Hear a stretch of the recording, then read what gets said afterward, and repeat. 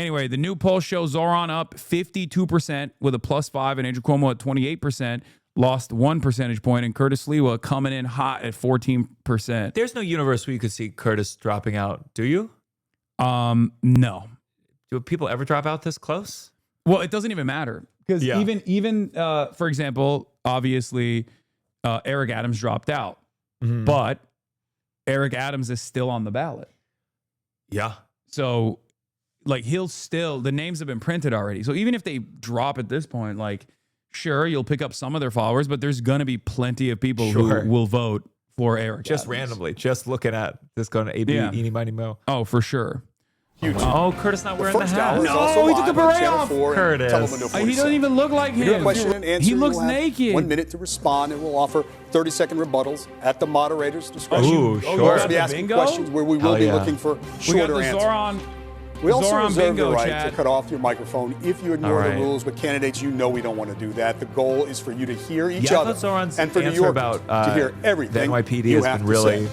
Good luck. Smart. We'll begin with Melissa. By the way, we're speaking. Thank you, I guess David, while I'm and good speaking evening, here, I'm thinking gentlemen. about Thank you for being here. winning. We begin tonight by asking you to do what every mayor dreams of, and that is to write your own headlines. Imagine it's January 2027, and you have been in office for exactly Sharia 1 law year. implemented We in would New like York. you to quickly give us one headline about what you think your biggest accomplishment will have been in year number 1. We'll begin with you, Mr. Global jihad.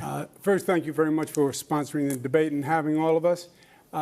The one headline, how many characters in the headline? Oh, my God. You're familiar with headline length. Rent down, comma, crime down, comma, education score, comma, more jobs in New York City. I'm getting maybe a little over the average headline He's length, lost but it. I mean, he never had Optimism it, but he's high. lost Thank whatever you. he had. Mr. Yeah, Sliwa. of course. Curtis Sliwa is without his iconic red He's got a beret tan line. because I'm talking to the people of New York City about the really serious issues of affordability, the cost of living, and obviously what I've spent most of my life doing, Let them introduce which is themselves. I public hate this safety music. in the streets and the subways. We would love a headline from you. What will your headline be, your big headline, and year number 1 as mayor? Zohran's going to nail it. Curtis Sliwa exceeds all expectations and looks very mayoral tonight. Mr. Mamdani, you've had some time to think about it now. What's your headline?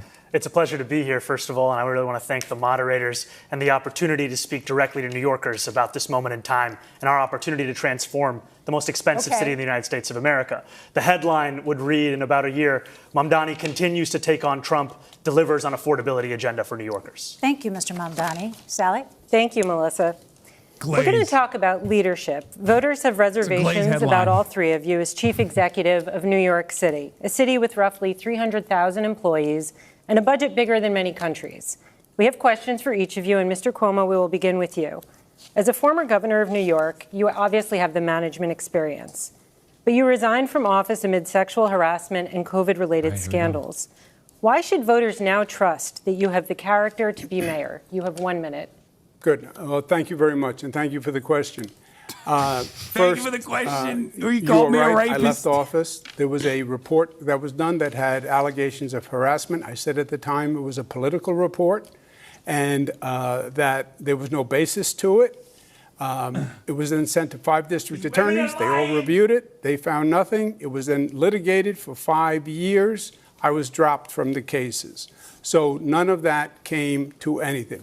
When it comes to executive experience, I've run the Department of Housing and Urban Development, built housing all across the nation. I was governor for 11 years. The budget is double what it is in New York City, and I got government to work. I passed groundbreaking laws, minimum wage, paid family leave, built projects that had never been built before. This is no job for on-the-job training. And if you look at the failed mayors, they're ones that had no management experience. Don't do it again. Thank you. Rosarina? Thank you, Sally. In the theme of leadership, Mr. Mamdani, you work as a foreclosure prevention counselor for winning seat in the state assembly. You have no substantial management experience. How are you ready to lead the nation's largest and greatest city in the world in one day? You have a minute. You know, I have the experience of having served in the New York State Assembly for 5 years and watching a broken political system, the experience of seeing a governor in Andrew Cuomo who would rather have served his billionaire donors and the working class New Yorkers who voted for him, and the experience amidst all of that of fighting and winning for working class taxi drivers to free them from predatory debt and delivering the first free bus lines in New York City history, and in working with unions and working class New Yorkers to finally raise taxes just that little bit on Mr. Cuomo's donors to start to fully fund our public school. And more than that, I have the experience of being a New Yorker, someone who has actually paid rent in the city before I ran for mayor, someone who has had to wait for a bus that never came, someone who actually buys his groceries in this same city. And what all of that experience has shown me, which Mr. Cuomo can't seem to understand, is that it is far too expensive and far too hard for New Yorkers to afford to live in this city. And the definition of experience is not doing the same thing again and again and hoping for a different result. That's actually the definition of insanity. Thank you, Mr. Mamdani. If I can, I think I was lame line about insanity. In other words, what the Assemblyman said is he has no experience. And this is not a job for someone who has no management experience to run 300,000 people, no financial experience to run $115 billion budget. He literally has never had a job. On his resume, it says he interned for his mother. Neither did he.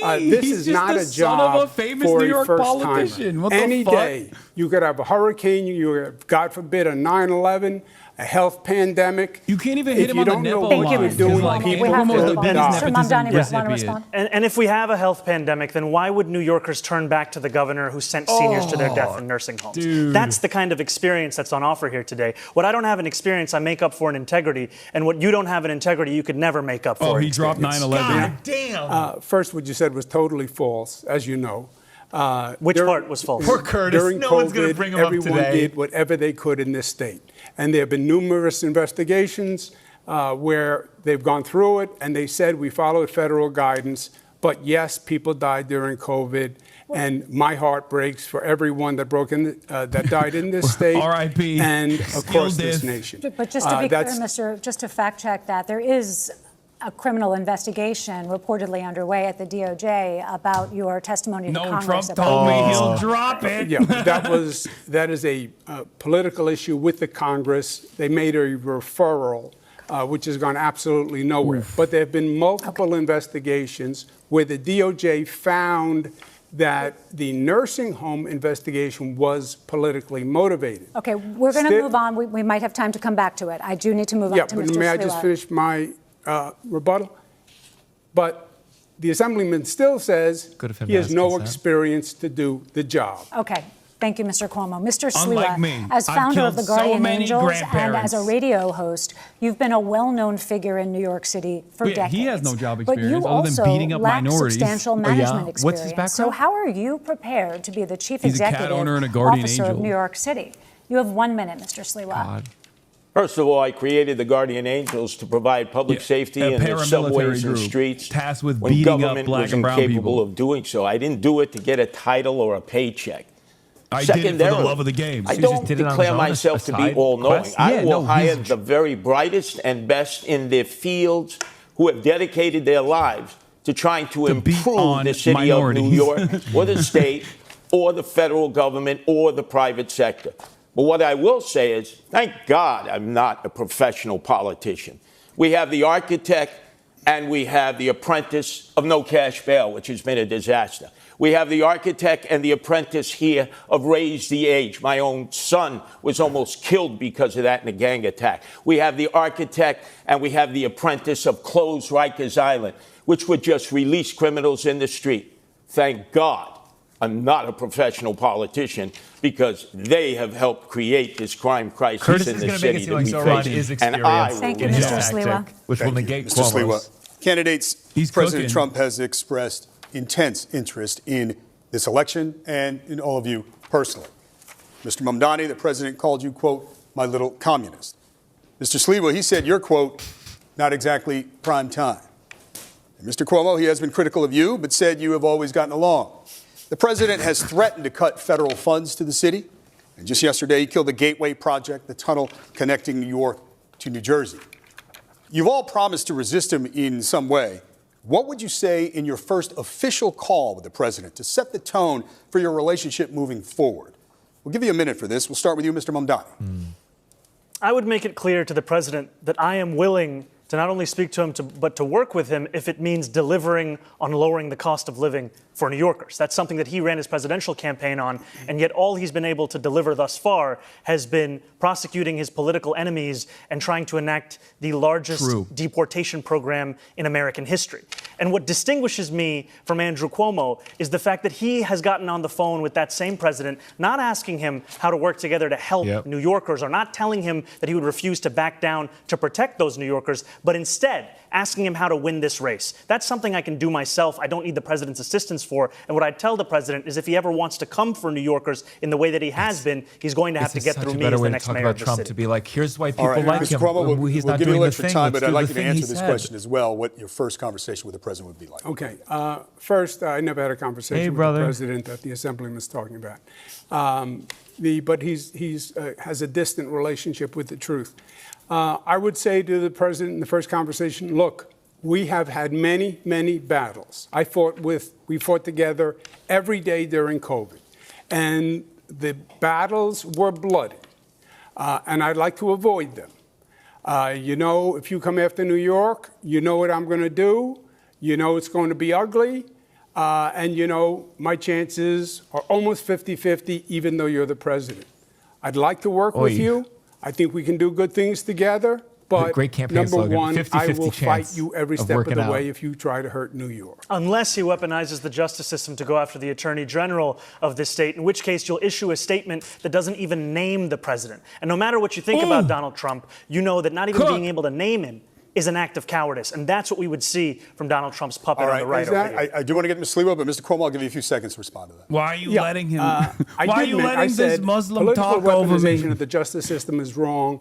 Both sides do it. It's wrong when Donald Trump does it. It's wrong when they did it to Comey. It's wrong when Comey did it to Hillary. Okay. It was wrong when it happened to Tish James. Thank you, Mr. Cuomo. I want to give Mr. Sliwa a chance to answer this. Mr. Sliwa, your first official conversation with the president, what would you say to set the tone? Well, first of all, there's high levels of testosterone in this room.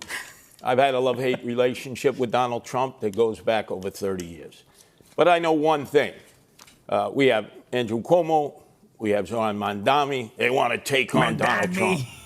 Look, you can be tough, but you can't be tough if it's going to cost people desperately needed federal funds. Zohran Mamdani, the president, has already said he's going to take $7 billion out of the budget right from the start if you're elected mayor. People are going to suffer in this city. People who need those federal funds. What I would do is sit and negotiate. I would say, look, Mr. President, we need that Gateway Tunnel. It moves millions of people from Washington, D.C. to Boston. But take away the Q train project. We don't need those 3 stations going from 96th Street to 125th. It's not a necessity. Sit with the president and whoever he delegates and try to negotiate. But if you try to get tough with Trump, the only people who are going to suffer from that are the people of New York City. Okay, Mr. Sliwa, thank you. Brief response, Mr. Mamdani. Mr. Trump is already suspending infrastructure grants to this city, and he's doing it in a blatant act of political retribution. And what it requires is leadership that will stand up to him. And I disagree with Mr. Sliwa. We do need to extend the 2nd Avenue subway to 125th Street. It was a promise made to Harlemites decades ago. Okay. It's time to actually fulfill Thank it. you, Mr. Mamdani. A quick question quick question for each of you. Mr. Cuomo, you've been asked this before. He mentioned my name. Don't I get a chance to respond? Well, we've got a lot of ground to cover, Mr. Sliwa. When was the last time you spoke with President Trump, Mr. Cuomo? You've been asked this before, and the last time you said you couldn't remember? I believe it was during his assassination attempt. So last year in 2024. Mr. Sliwa, when was the last time you spoke with President Trump? Oh, many years ago, we were receiving awards. I was praising him for saving the annual Veterans Day Parade. Those were the conversations that I had with him. Can I please respond? I was asked about the Q train. Okay, real quick. Mr. Mamdani? I am the mayor of mass transit. We do not need a Q train. I'm in the subways every day. We have more than a capable system of transporting people. Thank you, Mr. Sliwa. The infrastructure needs to be fixed in the system that we have. Mr. Mamdani, have you ever spoken with more President mass trains. No more trains. Okay. No more trains. We got too much mass transit. Too many Mr. Cuomo, minorities walking around. President Trump has spoken positively about you and your candidacy. Even as his Justice Department, as we've noted, is reportedly investigating you for allegations you lied to Congress over your COVID record. Given that dynamic, How would you be able to stand up to this White House? How are you not compromised? And just take into account that New Yorkers are troubled by what they view as a compromised relationship the current outgoing mayor has with the president. First, you're wrong when you say there's any investigation wrong. of me. That's not true. And I'm not saying that because you're a woman and I hate absolutely him. nothing. Congress did a press release. They said they sent a letter to the Department of Justice, which they do routinely to generate press, and that's what that is. I fought Donald Trump. He investigated me repeatedly with the Department of Justice. The Department of Justice Inspector General said that it was actually politically motivated. That does not back me up. When I'm fighting for New York, I am not going to stop. And I'll tell you something else. If the Assemblyman is elected mayor, Donald Trump will take over New York City, and it will be Mayor Trump who runs New York City. We have to move on. Just a very quick follow-up, yes or no. You're saying unequivocally the Justice Department is not investigating you, correct? I've heard absolutely nothing. They could be, and you might not have heard it. But OK, we'll move on. David? OK. Thanks, Sally. That is virtually impossible, by the way. OK. So, Mr. Cuomo, you did put out an ad the day after the news first broke in the New York Times that you were under investigation, calling it a political investigation, saying they were coming after you as they had to, after other Democratic politicians. It's cool that he's just debating the moderators now. In Congress was, yes, I believe they play politics with the justice system. Okay. I believe the Republican Congress does it. I believe Donald Trump does it. I believe the Democrats do it. And that's why I think people are sick and tired of the justice system and the politics. If you think that there's no difference between the Democratic Party and the Republican Party, then that's the candidate for you. If you think it's time to have a Democratic Party that actually stands up to Donald Trump and his billionaire-backed assault on working people, thank you, Mr. Mamdani. You're not a Democrat. You're not a Democrat. You're a Democratic socialist. We have you didn't vote for Kamala Harris, right? We have other ground to cover. We have other ground to cover. That's an incendiary charge. I want to be very. You may have a chance to address it, but we do. I'll be very quick. We have a lot of issues to get with New Yorkers, Mr. Mamdani. I'll be very quick. You didn't say leave it blank in the Kamala I'll be very campaign? quick. I said leave it blank in the presidential primary because primaries are a place to air dissent. And like many Americans, I was horrified by the Israeli genocide of Palestinians. And if you want to look for me on the ballot, you'll find me as the Democrat. Mr. Mamdani, thank you. Gentlemen, we have to move on.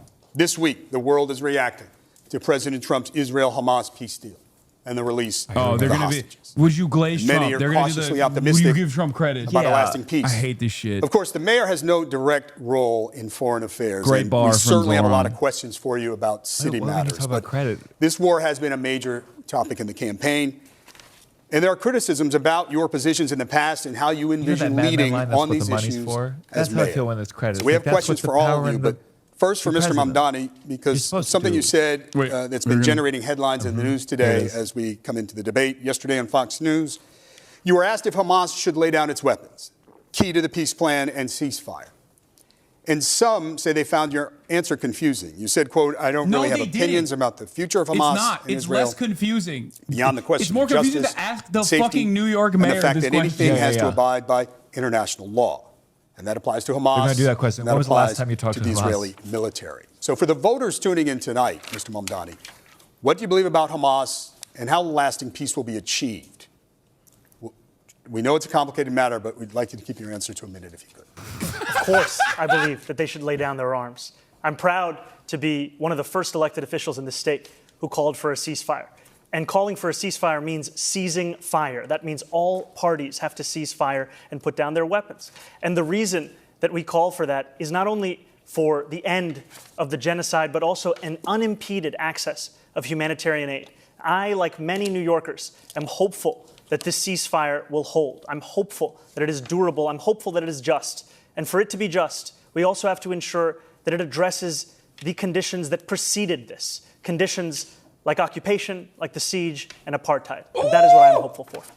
What now? If I may, Anti-Zohran haters? From the Excuse river me. to the sea. I'm being marginalized. Cuomo's like this. It's a debate of three. Excuse me, Andrew. It's a debate of three. Do we acknowledge that? Three people? Mr. Sliwa, go ahead, and we'll give you a second. Go ahead, Mr. Sliwa. Oh, man, Sliwa. President of the United States should have been applauded by you, Zohran Mamdani, and you, Andrew Cuomo, on the day that he brought together that international coalition that met in Egypt, that came from the Middle East and the Persian Gulf. I certainly applauded him for bringing peace to Gaza and trying to end the hostilities in the war, between the Israelis and Hamas. Yeah, he took so the there air can out be of Cuomo's peace entire between thing. the Israelis and peace between the Palestinians.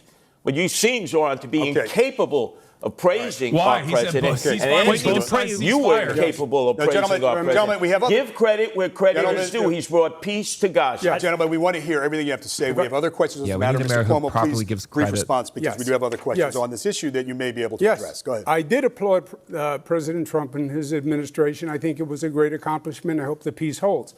The assemblyman will not denounce Hamas. The assemblyman will not denounce Hasan Piker, who said America deserved 9/11. The assemblyman just said in his response, well, it depends on occupation.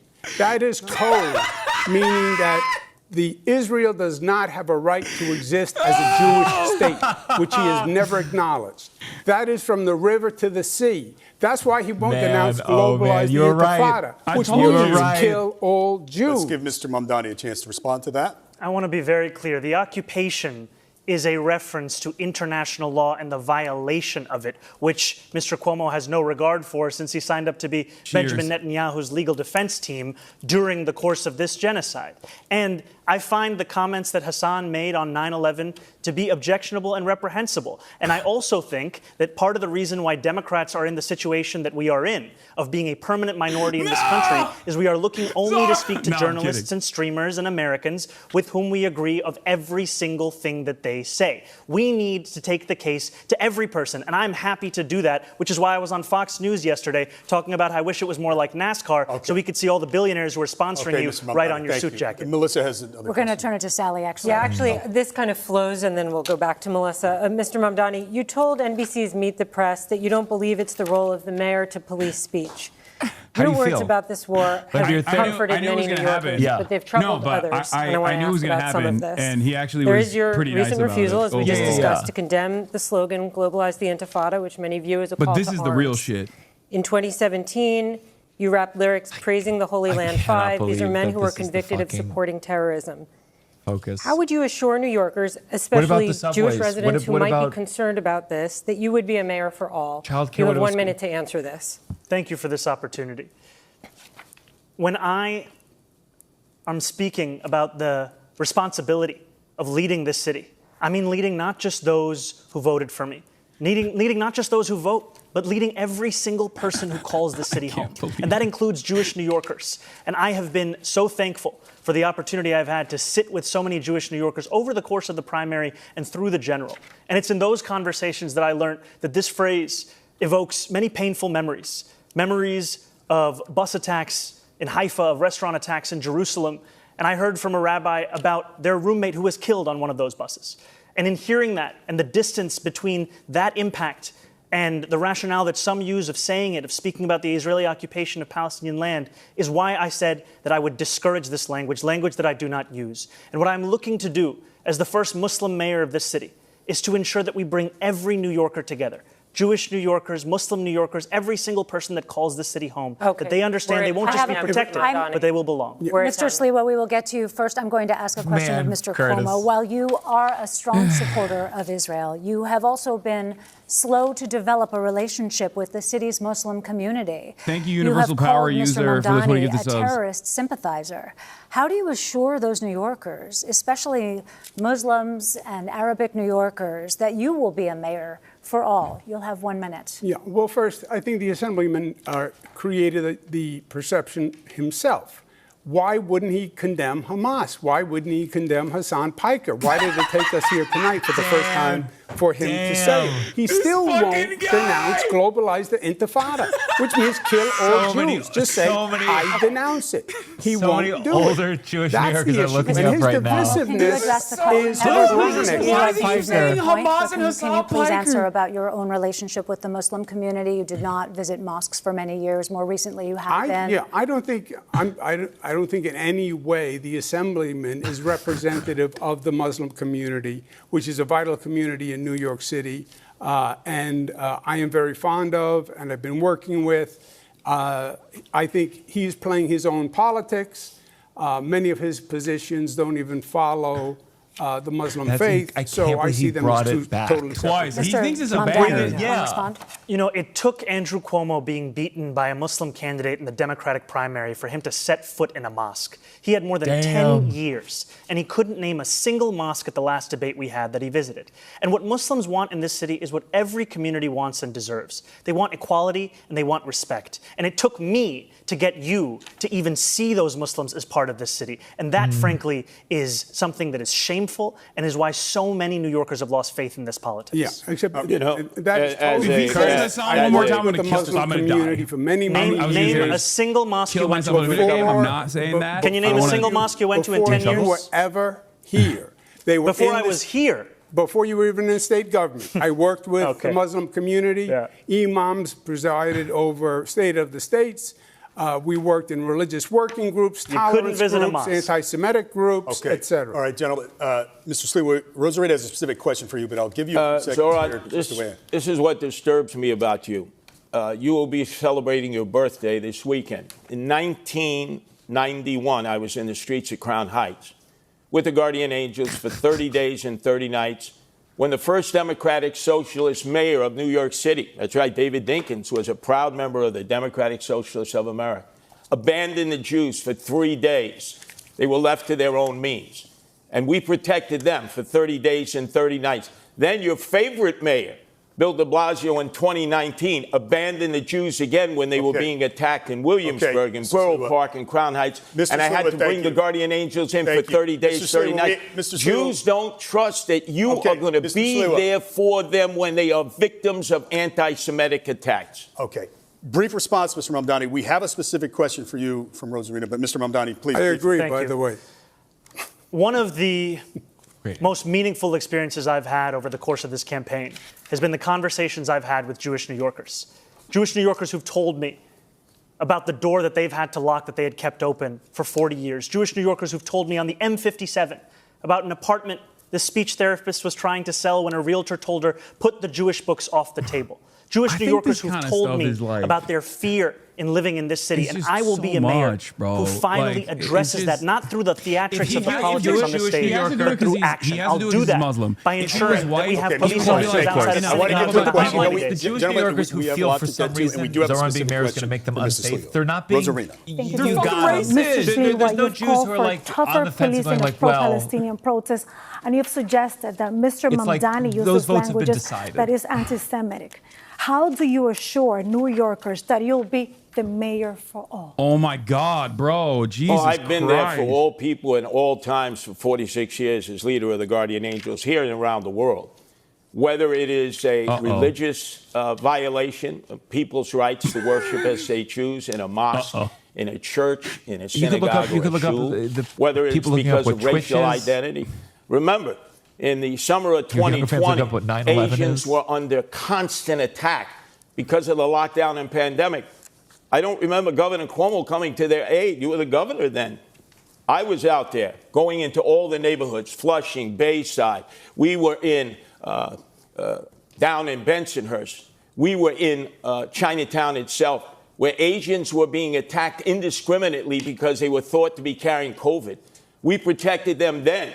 Governor, you were not there for them. De Blasio was not there for them. We understand hate. And in order to counteract hate, you have to get the community involved along with the police to protect people when they're under siege. Jews are under attack now more than ever before. And I don't believe either of you have the capabilities of protecting them with increased anti-Semitism. That is pure fiction. I passed the no hate in our state, the strongest hate crime law in the United States of America. We tolerate no hatred, no discrimination. We are from every place on this globe, and unless we are it's proud you of that's it. perpetrating it. And we're tolerant, and we accept. If you notice, the Assemblyman still won't say he believes that Israel has the right to exist as a Jewish state. He is a divisive personality. all across the board. NYPD are racist. Barack Israel. Obama is evil, liar, and he gave the finger to the Christopher Columbus statue. By the way, Cuomo, your laws with no cash bail turn the haters right back in the street to violate and attack again and again and again. Thank you. You're the reason for that. No cash bail. Thank You you. don't know what you're talking about. Thank you. Go ahead. There have been a number of absolutely unfounded lies that have been said by Andrew Cuomo. I would just like a moment to address them directly. I've said time and again that I recognize Israel's right to exist. I've said that I will not recognize any state. I said that I will not. As a Jewish state. If I would be allowed to finish, that I would not recognize any state's right to exist with a system of hierarchy on the basis of race or religion. I have made that very clear. And part of that is because I'm an American who believes in the importance of equal rights being enshrined in every single country, whether we're speaking about Israel or whether we're speaking about Saudi Arabia. You can stand here and you can lie all you want, but New Yorkers know You answered the question. We don't support Israel. We want to address some issues. All right, and we have another polarizing issue that we would love to discuss with you candidates. And let's talk about the National Guard here in the city of New York. Now let's go back to Mr. President Donald Trump. One threat hanging over the city is the deployment of the National Guard troops, like he has done, as you all know, in other cities. The NYPD commissioner has rejected the idea as unnecessary, but the president ordered troops to hit the streets of New York. Now, how would you respond? Mr. Sliwa, you have a minute. There's no need for the National Guard in New York. Kathy Hochul, the governor, because when we had a crime crisis in the subways that I'm well familiar with, being down there all the time, unlike my two adversaries, she sent 750 National Guardsmen down into the subways in 2024. Remember the horrible case of Debrina Cuomo. Does anybody even say her name anymore? That woman who was set on fire by that migrant. As a result of that, the worst crime I've ever seen committed in the subway system, the governor did the right thing. She sent an additional 250 National Guardsmen, giving us a total of 1,000 National Guardsmen in the subway system, while our mayor, Eric Adams, was telling us it was all a perception. Laura Loomer. So Governor Hochul has responded. Oh, wow. I would She's been trying to tell get me deported the nonstop. President of the United States, since I'm familiar with cities all across America having guardian angels there, if you were going to send the National Guard, you don't need to send them to New York City. I wasn't wrong. There are other cities the guardian that angels could got desperately use their help in dealing with their crime crisis. Thank you, Mr. Sliwa. We got it. Mr. Mamdani, how would you respond? You know, I agree with Police Commissioner Tish that we do not need the National Guard here in New York City. We do not need them for the purpose of safety, because if it was safety that President Trump was so concerned about, he would send them to the 8 out of 10 states that have the highest levels of crime in this country, but he won't, because they're all run by Republicans. What New Yorkers need is a mayor who can stand up to Donald Trump and actually deliver on that safety. When Donald Trump sent ICE agents on people in Los Angeles, Andrew Cuomo said that New Yorkers need not overreact. That is the furthest answer that New Yorkers are looking for. They are looking for someone who will lead, someone who will say that they will have their back, someone who will actually fight for the people of this city. And that's who I am, because I'm not funded by the same donors that gave us Donald Trump's second term, which isn't something that Andrew Cuomo can say. Thank you, Mr. Mamdani. Yeah, first, the answer in the subways is not more National Guard. I put National Guard in the subways also. It's more NYPD is the answer. But the National Guard is not, he's not sending in the National Guard to do any real function. It's control, it's power. Sure. He's trying to say these Democrats don't know how to run these cities, and it's a political gesture by sending in the National Guard. He has said if the assemblyman is elected, he will take over New York. Forget the National Guard. But this is he not has the said, question. I'm going The to take question the is, funds. if they order the troops to come here, what would you do? Well, I went through this with him. He sent the National Guard to 20 cities when I was governor. You know what city he didn't send them to? New York. Why? Because I said to him, don't you dare, we don't need it, and he backed down, and he will again. So that proves a good relationship Wait a with second. The president is going to back down to you, Andrew Cuomo. I know you think you're the toughest guy alive. Curtis. Get his ass, Curtis. Let me tell you something. Get his ass, Curtis. You lost your own Curtis primary, low-key right? kind of likes Zohran, by the way. Have you noticed that? Yeah. Why And you have a difficulty understanding like we're the same age. You're what not the a man. term You're no patrol the is. streets You're like me. not going to stand up to Donald Trump. I agree with Curtis. More than You're he not hates going to Zohran. stand up to Donald Trump. Like, he's like, and he can't stand at up his to heart, Donald he's Trump. a New Yorker, and so is Zohran. Andrew is You not. negotiate with him. You don't fight with him, Sliwa, because thank you. only the people of New York City will lose. We Yeah. do have a stand up follow-up. to negotiate. We have a follow-up. I'd like to see a show of hands. Are there any circumstances where any of you would allow the NYPD to cooperate with the National Guard if Trump sent them to New York? 9/11. Show of hands. Yes? No takers. Okay. Moving on. If history is a guide, National Guard troops in the city could trigger protests. And we have questions for each of you about how you would handle that. So, Mr. Sliwa, you have been arrested for protesting migrant housing and for trying to serve Mayor Bill de Blasio with court papers. How would your NYPD handle protests? And would you continue participating in protests as mayor? You have 1 minute. Well, I have been arrested oftentimes in civil disobedience. That is a great American right. But demonstrations have a time and a place. And it used to be before Bill de Blasio, I know he was your favorite mayor, Zohran Mamdani, that you'd have to get a permit. There's a time period you were in a structured area. You get a sound permit. It could be turned around in a day. If there was going to be civil disobedience, you discussed it with the police department. And obviously, you had an opportunity of expressing your anger or your outrage at whatever it was that motivated you to sit down in the street, to block traffic or block an egress. Now we have rampaging groups that go running through the streets, that enter all kinds of facilities and violate other people's rights. And there's no one who's willing to stop it. When I'm the mayor, there are rules and regulations. Everybody has the right to demonstrate. But you can't violate other people's rights, or you yourself must be arrested. He's such a funny dude. And he's saying, I'm not going to stand up to Trump. I don't get it, but he's saying, I'm going to stand up. Remove those face coverings. He doesn't care about anything. Why are you afraid of identifying who you are as a demonstrator, unless maybe you're an agent provocateur who's sent in here to cause chaos? Thank you. You can protest, just not on the subway. The next question goes to you, Mr. Mamdani. You were arrested for blocking traffic in a pro-Palestinian protest, and you participated in a sit-in at Grand Central. Protesters offered block streets, bridges, and hubs like Grand Central. How much of that would you allow as mayor? And what's your line in having the NYPD arrest protesters? You have a minute. Protest is a part of what makes this city's history what it is. It is a part of the First Amendment. We deserve to have a mayor who stands up for that First Amendment, especially as we have a president that's looking to shred it at each and every opportunity. And we will continue to have protests in this city, as we should, no matter who is the mayor. And the line will be on the question of breaking the law. What we have today, however, is an attempt to intimidate so many who are looking to use that freedom of expression to share their opinions about the city and the world around them. And to be frank with you, what New Yorkers are looking for is someone who can show leadership in City Hall. Because when they don't see that leadership, that's when so many take to the streets. And if you had a leader like Andrew Cuomo, who was telling people not to overreact when they see ICE agents abducting girls as young as 6 years old to deport them, many New Yorkers will take to the streets. We deserve to have a leader who will actually be following through on the values of the city. That's the leader that I'll be. Mr. Mamdani, just a quick follow-up. If you're elected, would you still participate in protests? No, if I'm elected, I'll be the mayor, and I'll be leading the city from City Hall. But no participation in protests, right? The important thing is to lead from City Hall. That's what I'll be doing. Okay. Yeah.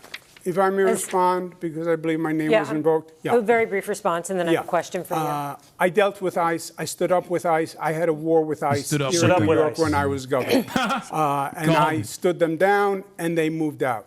What the assemblyman is saying is he doesn't believe in law and order. He believes in defunding the police, disarming the police, disbanding the police. That's who he is. Cuomo, abolish jails. Sorry, I have a question for you. Okay, 15 seconds rebuttal, Mr. Mamdani, and then we do just 15 seconds because we have a question for Mr. Cuomo. Mr. Cuomo lies again and again and again. I am not running to defund the police. I am running to actually work with the police to deliver public safety. Andrew Cuomo says that he has stood up to ICE. He has not said a word about the abductions that are happening right now. He's referring to a previous comment you made, and we will get back to this. But Mr. Cuomo, a question for you. It's a comment he made. Is the operative language. Yes, I understand. I said that. As governor, you put the National Guard on standby during the George Floyd protests. You didn't deploy them.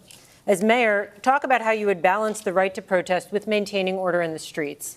The right to protest is a sacred right. There is no doubt about that. But the law is the law also. And you have New Yorkers now who are afraid in this city.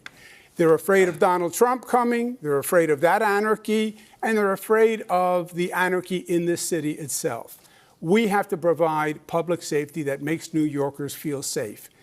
Demonstration is one thing, Violating the law is something else. Blocking public transit is something else. Stopping students from going to class is something else. Harassment, intimidation, that's a hate crime. That's illegal. Enforce the law. Respect the police. They're not racists, as the assemblyman calls them. They're not a threat to public safety, as he says. At this in general. They're not anti-queer. It's already too contentious for him, but like he's also to protect lost New Yorkers, work with them, fortify them. Whatever he had. That's ironic that you say too that comfortable now, I'm sorry, Andrew Cuomo, because when you were governor for 8 years, your parole board released 43 cop killers back into the street. Okay, your father, when he was governor, released none. I knew Mario Cuomo. You know Mario Cuomo, Andrew Cuomo. You really don't say you're pro. Mr. Mamdani, do you want to respond briefly to the comments that Mr. Cuomo raised about things you've said about police? You can do a brief response to that.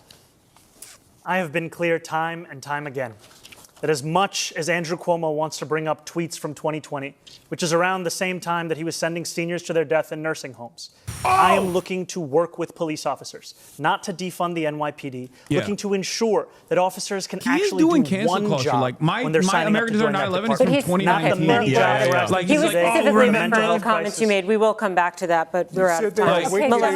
Why are you bringing up all the grandparents I killed? We're moving on. Thank you. Despite record low crime numbers, polls show that crime remains a top concern for New York City voters. The three of you have very different approaches to crime fighting and how to manage the NYPD. We want to get into your plans. So we'll start with this question. It's a two-part question, but it's short. How will you make the city safer? Funny. And how will you change the NYPD? You'll have 1 minute. We begin with Mr. Cuomo. I would add 5,000. He's really going to win with that one, the Hasan Piker condemnation. I think you could run next time. Your name's going to be so known. They took $1 billion out of the police. The NYPD is now down at one of the lowest levels of modern political history. I would add 5,000 police. When they Google my name, they're going to find like a bunch of New York Times articles that are positive. So they're not going to be like, what's this guy's deal? Yeah, and again, and you have to add additional police officers because the attrition rate is so high. Part of that is going to be saying to the NYPD, I respect you. I don't think you're wicked, as the assemblyman said. I don't think you're corrupt. I don't think you're racist. I value you. I will have your back. I'll be a mayor to work with you. That's how you're going to get the police to apply for the jobs. And then we have to work on the relationship between the community and the police. The police can't police the community. They have to police with the community. You're up next, Mr. Sliwa. This is amazing. I'm standing here with my two adversaries, both of whom have threatened to defund the police. You, Andrew Cuomo, during the summer of 2020, you said if you don't reform, I came as Zohran and a brain-broken older lady brought you up one time. And you certainly said that, Zohran Mamdani. That's kind of aura. We need 7,000 police. We only have 32,500. I create the problem fear in the recruiting hearts of police, elderly which New neither York of ladies. you are addressing, is that their insurance was stripped from them. The state, you did nothing when you were governor, and here in the city, 2021, the city council and Eric Adams did nothing.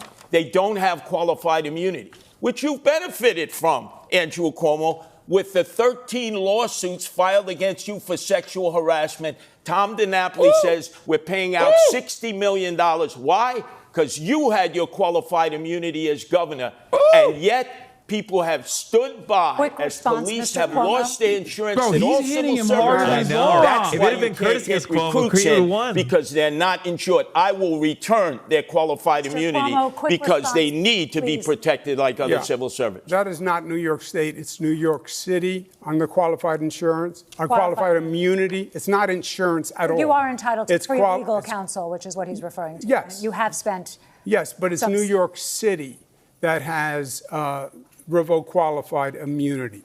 It's not insurance. It's qualified immunity. It has nothing to do with insurance. Okay. So that protected you in all these lawsuits. And yes, the lawsuits, because there was a report filed.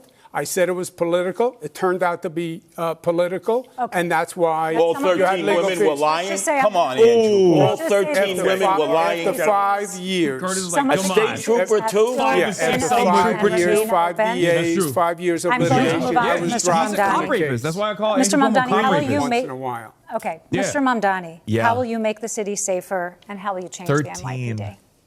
Thank you. This is the concern for so many New Yorkers, and I'm proud to have a comprehensive plan to bring new ideas to this city. If you want more of the same, vote for Andrew Cuomo. If you want an actual approach to lower crime, look at our Department of Community Safety. That is something that has been hailed by experts as addressing so many of the pieces of why New Yorkers are not feeling safe today. We will ensure that no longer are police officers asked to do the job of both policing and responding to the mental health crisis. We will have dedicated teams of mental health outreach workers in the top 100 subway stations with the highest levels of the mental health crisis and homelessness. We will ensure that cops can finally go back to the response times they used to have in 2020, closer to 11 minutes, as opposed to the closer to 16 minutes today, because they won't be asked to respond to the 200,000 mental health calls that are coming in through 911 every year. This is evidence-based. It's been successful elsewhere in the country. It's time we deliver it right here in New York City. It's time for a change. Thank you, Mr. Mamdani. Zohran Mamdani, we already had it. It was called the Homeless Outreach Unit. I'm sorry, this is not free for all. We have another question for Mr. Mamdani. Bill de Blasio funded them by $1 billion out of the budget. Thank you. Excuse me, Mr. Mamdani. We're going to talk about disciplining police officers. The civilian watchdog that investigates police misconduct regularly recommends discipline for cops accused of wrongdoing, but the police commissioner often overrides them. You want to change that policy so that the board has final say. Please explain to viewers in 30 seconds why you believe the police commissioner should no longer have that final say. What I've said is that I think it's time to remove much of the politics out of the question of accountability. We have the Civilian Complaint Review Board, which, as you said, studies, assesses, and investigates into complaints of abuse and the violation of the law. And oftentimes, those recommendations are then subject to political pressures and not followed through on. I think New Yorkers deserve a system where they know it won't then be assessed once again, that there's actually more to the recommendation in the investigation that's being done by the CCRB. Okay, we're wrapping up. Thank you. Thank you, Mr. Mamdani. Mr. Cuomo, do you believe changes are needed for how officers are disciplined? And are there any powers that you would give up as mayor? You have 30 seconds. Yeah, I would not remove the police commissioner from the CCRB. I'd leave it with the police commissioner. I think Commissioner Tisch is doing a very good job. I would trust her. The difference between me and the assemblyman is he doesn't like the police. That's why he won't hire more police when everyone else says we need more police. He wants to use social workers on domestic violence calls, which are very dangerous. And he's told you what he thinks. He thinks the police are racist, wicked, corrupt, and a threat to public safety. Thank you. Those are his words. Very quick. Mr. Mamdani, very quick. Look, Andrew Cuomo is a politician of the past, and all he can speak about are the tweets of the past in 2020. Those are tweets which I have apologized for to New Yorkers and police officers directly, and they are not what I am actually running on. But you're incapable of actually speaking about the platform that we have here, which is one that will keep New Yorkers safe. Can I just quickly ask you, because I think what some people feel they haven't heard from you, we hear you saying that you don't believe that anymore, and you've apologized. People have not heard you sort of describe the evolution of your thought, how you got from there to here.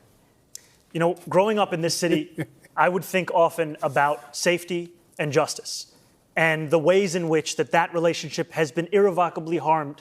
When I learned about the exonerated five, when I learned about Sean Bell, when I learned about Eric Garner, when I learned about Michael Brown, and then in 2020, when I wrote these tweets, learning about the death of George Floyd. And that was a moment where it felt as if the distance between these two ideals had never been further. And in becoming an assembly member and serving and representing more than 100,000 people in Queens, learning that to deliver justice means to also deliver safety. And that means leading a city where you recognize the bravery of the men and women who joined the NYPD and put their lives on the line. It means representing the Muslims who were illegally surveilled in my district and the black and brown New Yorkers who have been victims of police brutality. So, Mr. Sliwa, you've been out there, you've been on the trains, and I would like to know if you believe changes are needed of how officers are disciplined.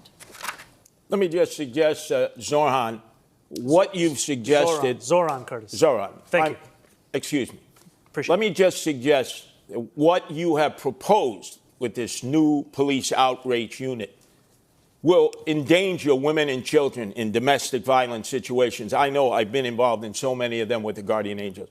They will be killed. I've been involved in many domestic Number two, violence. in dealing with emotionally disturbed he did a hate crime on camera that on I have Fox dealt News with like a for all couple my years years ago. as a On the guardian Sean angel. Hannity show. You need They trained just beat on a professionals. random American Yes, of like you can have mental health workers Latin with American them, background. but that Yeah. has been Yeah, suggested. they were like, oh, it that's was been done illegal. before They by beat the the shit homeless out of him outreach on the unit, camera and on the the guy Sean who Hannity thought show. was the best And then man it came out de later that Blasio he was just an disbanded. American Mr. Sliwa, citizen. thank you. Brief response.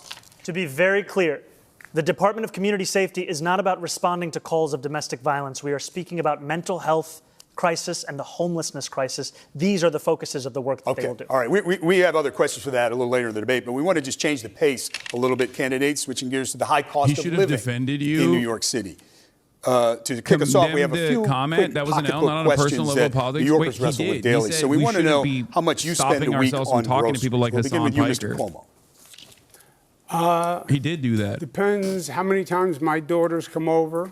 He's running for mayor of New York. He's not going to be like, probably listen, as a New Yorker, Hassan Piker Mr. was Sliwa? based. Oh, I'd say about Imagine in the deeper sense of how $175 America has with a consequence gallon for of its milk, actions. now $5 and always rising up. Loaf of bread. Who do you want him to say? Simple Be like, loaf that of bread comment was used to be awesome. I would 99 like to do that as Mr. well. Is that what you $3 think? now. I retract my The price retweet is of that comment. Mr. Sliwa, It's thank too you. costly. It's a brief answer. Thank you. Mr. Mamdani. I actually agree with Curtis on that. It is too costly. Now that eggs are down to less than $4, though, my average spend every week is about $125, $150. All right. Do you carry credit card debt or do you pay it off every month? Mr. Mamdani? Also, I pay it off low-key every was a Mr. Cuomo. was a bullet Paid off. that he took, Mr. Sliwa. I don't have a credit which card. I have a allowed debit him card. not to condemn Hamas. And for the Which record, is so what funny. is your monthly rent or mortgage, my Mr. 9/11 Sliwa? comment is reprehensible. About as opposed to Hamas, $3,900. which is the most honest not, form of resistance. Subsidized. Mr. Mamdani, what is your monthly rent or mortgage? $2,300. Oh, I Mr. should Cuomo. stop giving them talking Yes, points. you can say Put down his that phone. A poor person's supposed to have. Mine is about $7,800. We are actually getting to We're gonna cover that subject. But I Sally? appreciate that. Thank you. We're going to talk a little bit more about the runaway rent in this city. Mr. Mamdani, you're pledging to freeze rent for nearly 1 million rent-stabilized apartments. That really affects less than half of all rentals in the city. What is your plan for those who aren't in stabilized apartments but are struggling to pay the rent? What are you going to do for them? Well, I'm proud to say that yes, will freeze the rent for more than 2 million rent-stabilized tenants, and I will also build 200,000 truly affordable homes across the 5 boroughs over the next 10 years to ensure that tenants, whether rent-stabilized or market rate, can actually have more housing such that they are not being priced out of this city. And finally, I'm also going to make it easier for the private sector to build housing in this city, because what we see today is that it's not labor, it's not materials, it's the weight that is often costing so much to actually build the housing we need in this city. Thank you. And a follow-up for you, Mr. Mamdani. The cost of maintaining a building change year to year for landlords. The Rent Guidelines Board is legally required to consider those costs when deciding whether to freeze rents. So how can you promise a rent freeze today before ever seeing that data next year? You know, we've seen the data time and again. It's But next year's data. It's been data that's been overruled by mayors again and again. The last Rent Guidelines Board study showed that profits were up 12% for landlords of those units. And what did they do? They raised the rent, adding to more than 12% under Eric Adams' administration. What I am speaking about is actually reflecting the needs of these New Yorkers and the state of the market today. These are New Yorkers who have a median household income of $60,000. We do not need to be pushing them further out of the city. We need to keep them in their homes. Aren't you saying in that answer that you are going to prejudge? You will not have seen the data for next year, and you're making a determination based on data you haven't seen? I've seen the data year after year of the fact that salaries are stagnating, Based costs on are the up, current New Yorkers data. can't actually afford their apartments. And I will also take action to actually ensure that the landlords of those buildings we're can at better handle their time. costs by taking on their insurance, their property taxes, and their water data, bills. and you haven't seen next year's data Mr. yet, but Cuomo, we're going to go I do to have a question for you on this subject. You have proposed something that you're calling Zohran's Law. You think that Mr. Mamdani earns too much to live in his rent-stabilized apartment, though I should note that there are no income tests for rent-stabilized apartments. But critics say your plan would force people to pay too much of their income towards the rent. So if you think Mr. Mamdani is gaming the system, what about the other New Yorkers, thousands of them just like him, who earn similar salaries, who are living in similar apartments? Okay, just to follow up on what Sally was saying, because she's right. This is not a new plan that the Assemblyman is talking about. It's Bill de Blasio's plan. It was called Freeze the Rent. Oh, Bill so de Blasio says it's happened before. The mayor can't say legally he's going to freeze the rent. There's a rent guidelines board. There are certain considerations that have to be looked at. You're right, Sally. Oh, so it's doable, and it's been done before. Thank you. So it's not communism. Freeze the rent only postpones the rent, because then you have to have an increase to cover the costs. Otherwise, the building is going to go bankrupt. No. And it does nothing for the majority of renters who aren't in these rent-stabilized units. There's nothing for NYCHA. There's nothing for homeowners. There's nothing for people in black-brown communities who are getting priced out. I was the HUD secretary. I built affordable housing all across this nation. I built affordable housing in this city when I was in my 20s.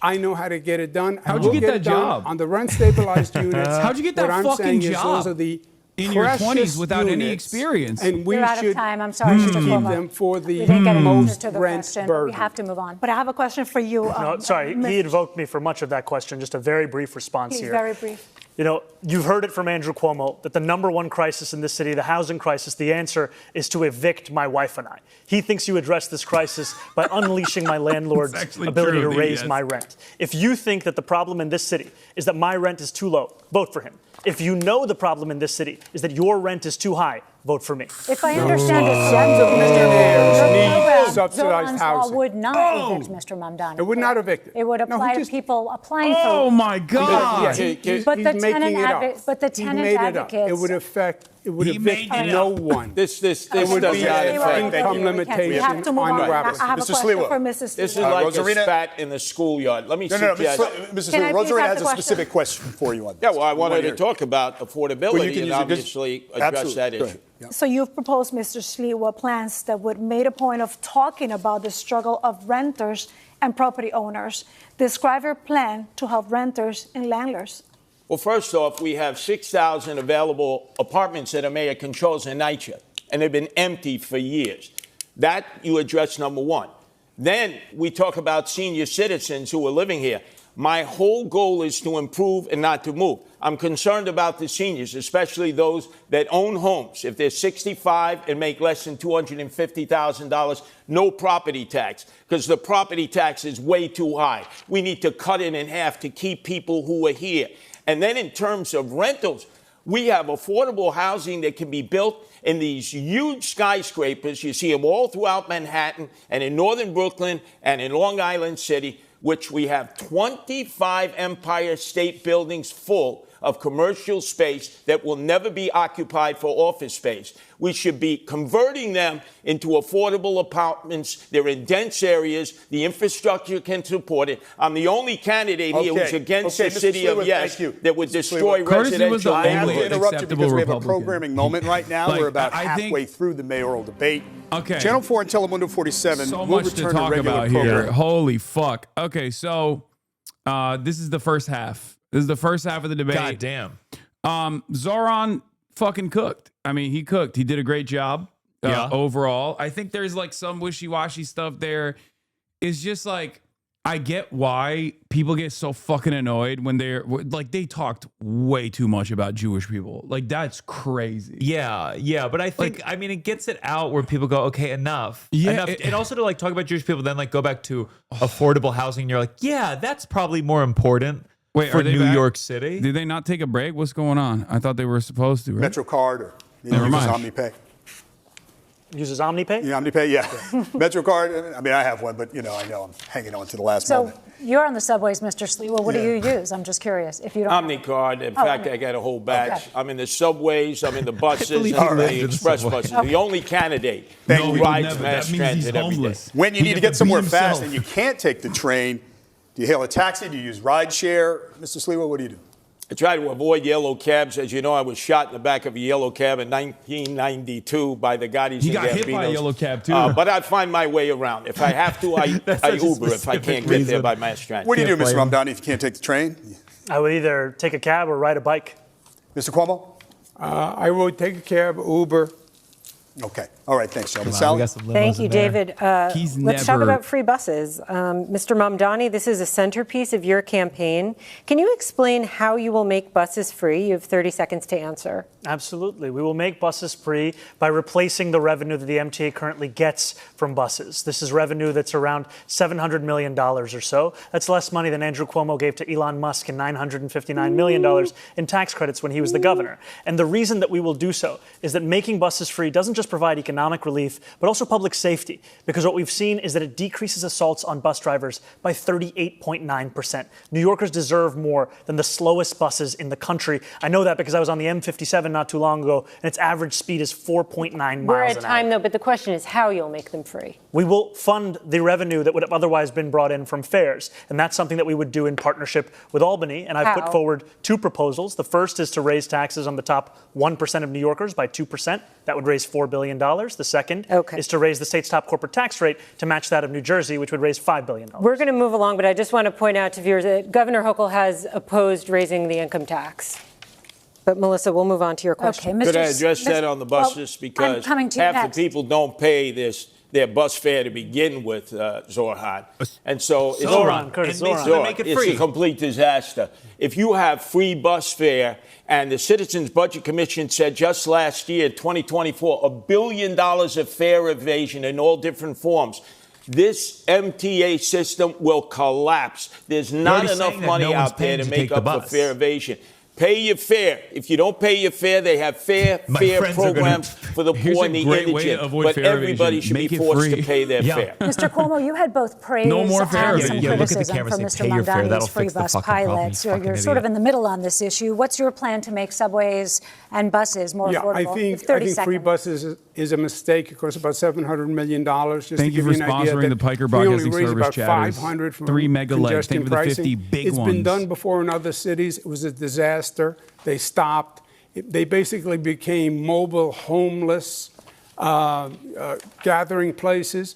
What I say is free buses for working families who can't afford it, and free subways for working families. But don't subsidize rich people on a bus. And how are you going to? It's been tried and it's failed. Has that been his pitch? Mr. Mamdani, can you just respond quickly on the point about the mobile homeless gathering places? You know, this is something that we heard when we were fighting to make buses free in Albany when we delivered the first fare-free bus lines in New York City history. And what we saw is when we made one bus route free in each borough of New York City, there was no increase in homelessness on those buses. There was no increase in fare evasion in the surrounding area. What there was an increase in ridership of up to 38%. Thank you, Mr. Mamdani.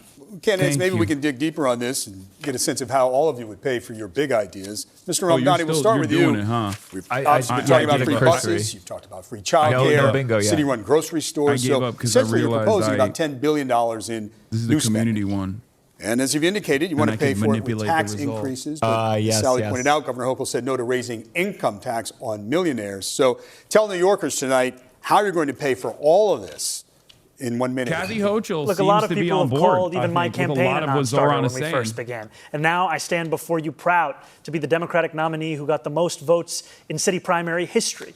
And I believe we will see the same thing with our push to ensure that we are taxing the wealthiest and the most profitable corporations the fair amount that they should pay. Now, there are those who will say that because it will be hard, you should give up. We saw what giving up looked like when Andrew Cuomo was the governor. He gave up on fighting for working-class New Yorkers and instead caved in to his billionaire donors. And what did we get? We have the fastest and most frequent helicopter service to the Hamptons, and we have the slowest and more expensive bus service across the 5 boroughs. But again, Mr. Mamdani, I know Governor Hochul indicated this week there may be some open windows, but more or less income tax on millionaires is off the table, according to the governor. Look, I've said very clearly, making buses fast and free costs about $700 million a year. Making universal child care a reality costs about $5 or $6 billion a year. If you raise the state's top corporate tax rate to match that of New Jersey, you'd be raising $5 billion in and of itself. I have a couple of follow-ups. Mr. Sliwa, you're next, but I have a couple of follow-ups. I would just add one additional thing.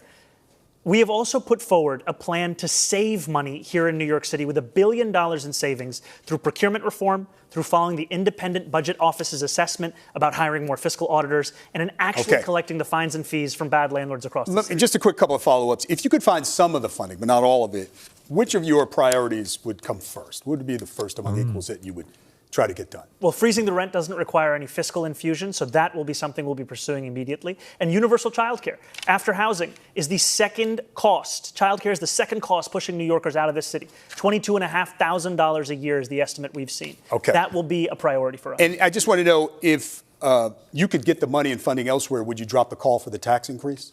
Absolutely. The most important thing is funding these agenda items. I think these are the two most important and straightforward, direct ways to do so. But if the money comes from elsewhere, the most important thing is funding. Melissa has a question. Mr. Sliwa, you've been talking about cutting taxes and spending. So what is your plan, and how would you pay for your programs, like 7,000 more cops? Cuomo's going to tank, I think, after this. It was so dumb. Boy, your fantasies. And I do mean legitimately, like, bringing my name up as like a big line of attack. It's a fantasy. Let's deal with the reality. How unserious he is, because no one knows who the fuck I am. You already have a plan in Boston. So if, like, those are the most impactful moments that he had, it's him in the future. This is a great plan. It's him defending in his which rape universities and others who have bought up properties the moderator, you actually have this that are now taken from the real estate market and taken from property tax. He's offered nothing that makes you go, oh, we could raise cool, $1 billion from Columbia University, NYU, that are in the real estate business, and Madison Square Garden. Your friends, Andrew Cuomo, Jimmy Dolan, who pays no property taxes. That's how you raise $1 billion to get 700 police officers trained, vetted, and out into the streets in the 5 boroughs. And then the police will be on the subways, and they will be patrolling the old-fashioned way where they're needed, going up and down the moving subway cars where people want to see the visual protection, especially women who are being assaulted, perved. And like we saw this morning on 86th Street, a woman with a gun to her head, an armed robbery because we don't have enough cops. I have a question for you in this topic, and let's talk about history, because as governor, you raised and cut taxes. Now you're proposing some tax relief. What's the price tag for your proposals, and where will you get the money for example, 5,000 new police officers? You have a minute to answer. I think Sally's question was very well taken. The Assemblyman's whole plan is based on a myth. He's going to raise taxes. Albany's going to raise taxes statewide on corporations, but the money's only going to go to New York City. That could never happen. It's not just that the governor wouldn't support it. It's impossible. He said he's going to raise the taxes the same as New Jersey, corporate tax. No, it would be double the tax. You would see New Yorkers on 995 fleeing to Florida. We would be alone. So you have to be realistic with revenue. You have a $115 billion budget. You have to go through that city budget and find savings. I started the state, which is double the budget of the city, at a $10 billion deficit. I closed it and added services.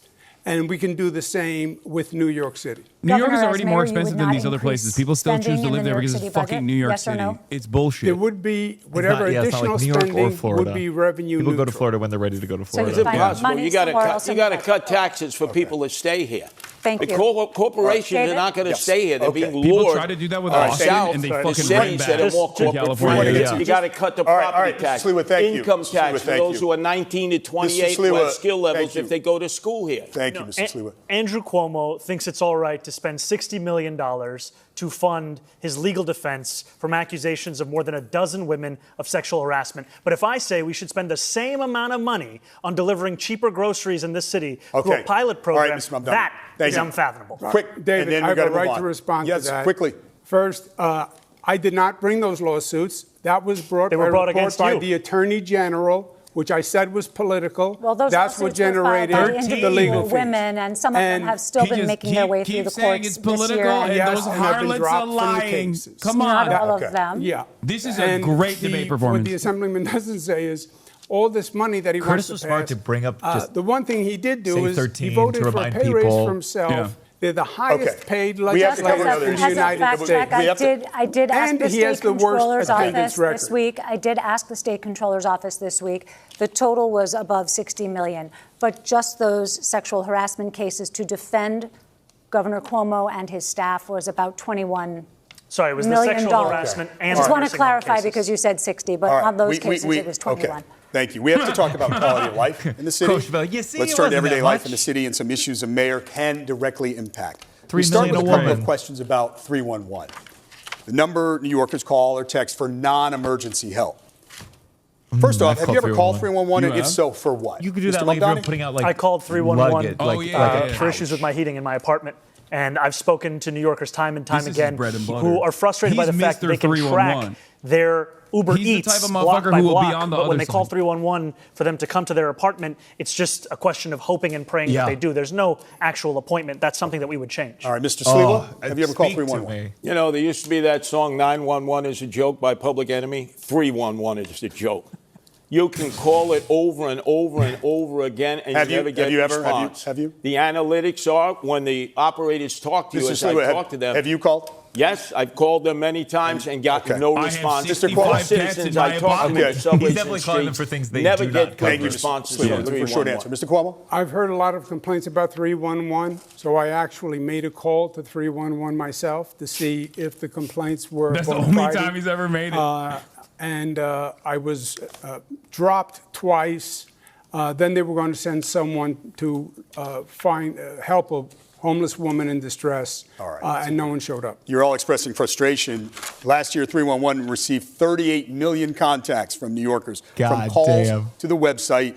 Wanted to know if you had a sense across the 5 boroughs what the top 2 categories of complaints were. What do you think they were, Mr. Sliwa? Potholes, constantly potholes. People's undercarriages ripped out, ball bearings, alignments. Second one, top 2? Rats. Picking up. Rats. Okay. The city is flooded with rats. Mr. Cuomo, what do you think the top Shouts 2 out Eric complaints Adams. Homeless and trash rats. were? All right, Mr. Mamdani? There was housing and noise. Okay, so the answer is noise and illegal parking. And we're going to stick with quality of life. Rosarina? Wow. That's right. And let's talk about noise candidates because Ding, they ding, ding. fall It was into rats these is 2 crazy. categories. Then I'd First of call all, it's the 311 if I residential saw a one. rat. That's the neighbors and the loud music. And the second one is There's a the picture street of or you. sidewalk, everything with the loud Meme. construction and workers outside. Before you started So, working out? Mr. head's Cuomo, tiny. as mayor, what That's can what you they do say. to help the city that never sleeps get a little bit of rest, Mr. Cuomo? Yeah, look, I think if the 311 system worked What is well, this line of if questioning? there was actually contact As a with New Yorker, I'm people, like, I think New tell me Yorkers what we're doing to would fix get it. this. I think New Yorkers would Do we have be to be responsive. whimsical I think we have to with the change question? the ethos in this city, the ethic in this city. Right now, it's toxic, it's divisive. How do you see New York as the Big everyone's Apple? angry at everyone. I think when we have public safety that's functional again, and New Yorkers are part of that system, I think they would be more cooperative than you think. Thank you very much. There's no proposal in there. Mr. Sliwa, how would you quiet a little bit the city that never sleeps? In the outer boroughs, I see problems all the time, quality of life issues. 18-wheel tractor trailers, RVs parked everywhere. Garbage that's not picked up and collected. In the city, we've seen trash cans taken away by the sanitation department, Jessica Tisch, when she was the commissioner. The quality of life has diminished noticeably. So naturally, people are going to revert to 311. But it's important that a mayor be able to provide services to all the people. And they believe if quality of life is diminished, the next stop is sell your house and leave the city. And my goal is to improve and not move. Mr. Mamdani. But these guys see every What we've seen is one of the biggest sources of noise in the city is from congestion. And with the implementation of congestion pricing, we've actually seen noise complaints drop in the congestion zone. And so I would continue to find ways to ensure that we have reduced congestion across the city. And one of the ways is by making the slowest buses in America ones that are fast and free, so that New Yorkers can not only live a life of excellent quality of life, but also be able to get around this city without having to worry if they have $2.90 or soon to be $3 in their pocket, which is already out of reach for 1 in 5 New Yorkers. We have here the author of congestion pricing, and we have the apprentice of congestion pricing. We might I'm need the only candidate who's opposed to congestion pricing. It is led to storefronts closing because they don't have enough owning we have other quality of life Move on, issues. otherwise we might have to place a Congestion call pricing to has worked 311 about candidates going over there a lot of time. Okay, so we're going to move no on one's to there, don't worry. We're going to move on to illegal parking plaques in many neighborhoods. Recently, Councilmember Lincoln Ressler released a study that found 450 vehicles parked illegally during the day in downtown Brooklyn, many with fake or government placards. That's just one snapshot of the city, but you hear similar complaints everywhere. So how would you fix this specific situation? You'll have 30 seconds, Mr. Sliwa. This is the day-to-day. Well, obviously, placards have been abused consistently. You have people who have created fake placards. Not only that, you have people with fake license plates, paper plates. There's all violations against the Department of Transportation rules and regulations of where you can park a vehicle. There's just no enforcement. And that's because we don't have police. We have these e-bikes going up and down. We have the motorbikes. They're not following rules and regulations. They should be licensed. They should have a way of being identified. This way, enforcement can take place because people are terrified walking out into the streets. Mr. Mamdani, your plan for illegal parking? We have to showcase that accountability is true, whether for New Yorkers who are just living in this city or those who are working for this city. And the violation of traffic laws are violations no matter who is doing it, and to show that that accountability is something my city government's actually going to pursue. Okay. Mr. Cuomo. On the quality of life, you're right, is very, very important. On the placards, I would make it simple. I would recall all the city placards and reissue only those that are bona fide, period, on day one. On the quality of life issues, the worst thing that could happen is if the Assemblyman's proposal for legalizing prostitution went through. That would be terrible for the quality of life. He also doesn't want to enforce misdemeanors. We're getting to that, That's Mr. assault, larceny, et cetera. That would We're be going to terrible. have time to address that. I want to be very clear. Not only have I never called for the legalization of prostitution, I'm not calling for that today either. And I also have never said anything about not enforcing misdemeanors. This is just yet another figment of Andrew Cuomo's imagination.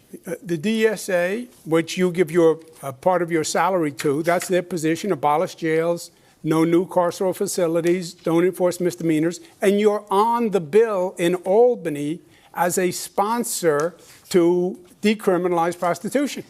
The difference between myself and Andrew Cuomo, of which there are many, is that there is no one that is actually telling me what to do other than the 8.5 million people who call this city home. If you want my policies, you'll find them on my website. Who told you to legalize prostitution? Well, okay, we actually have a question. Andrew, you can't escape this. You signed the law doing away with loitering for prostitution. That was the law put forward by Jessica Ramos. Gentlemen, you just started the prostitution in East Elmhurst, Mr. Sliwa, and Jackson Heights and Flushing. Mr. Sliwa, we have... And you want to add to it, which diminishes the quality of life. Mr. Sliwa, when I talk over you, nobody's hearing you, and we actually have a question on that. So we'll let Rosarina ask. And for this question, candidates, we want to come to Queens, where we know that prostitution has been an ongoing complaint. Mayor Adams formed a task force and ordered sweeps by the NYPD.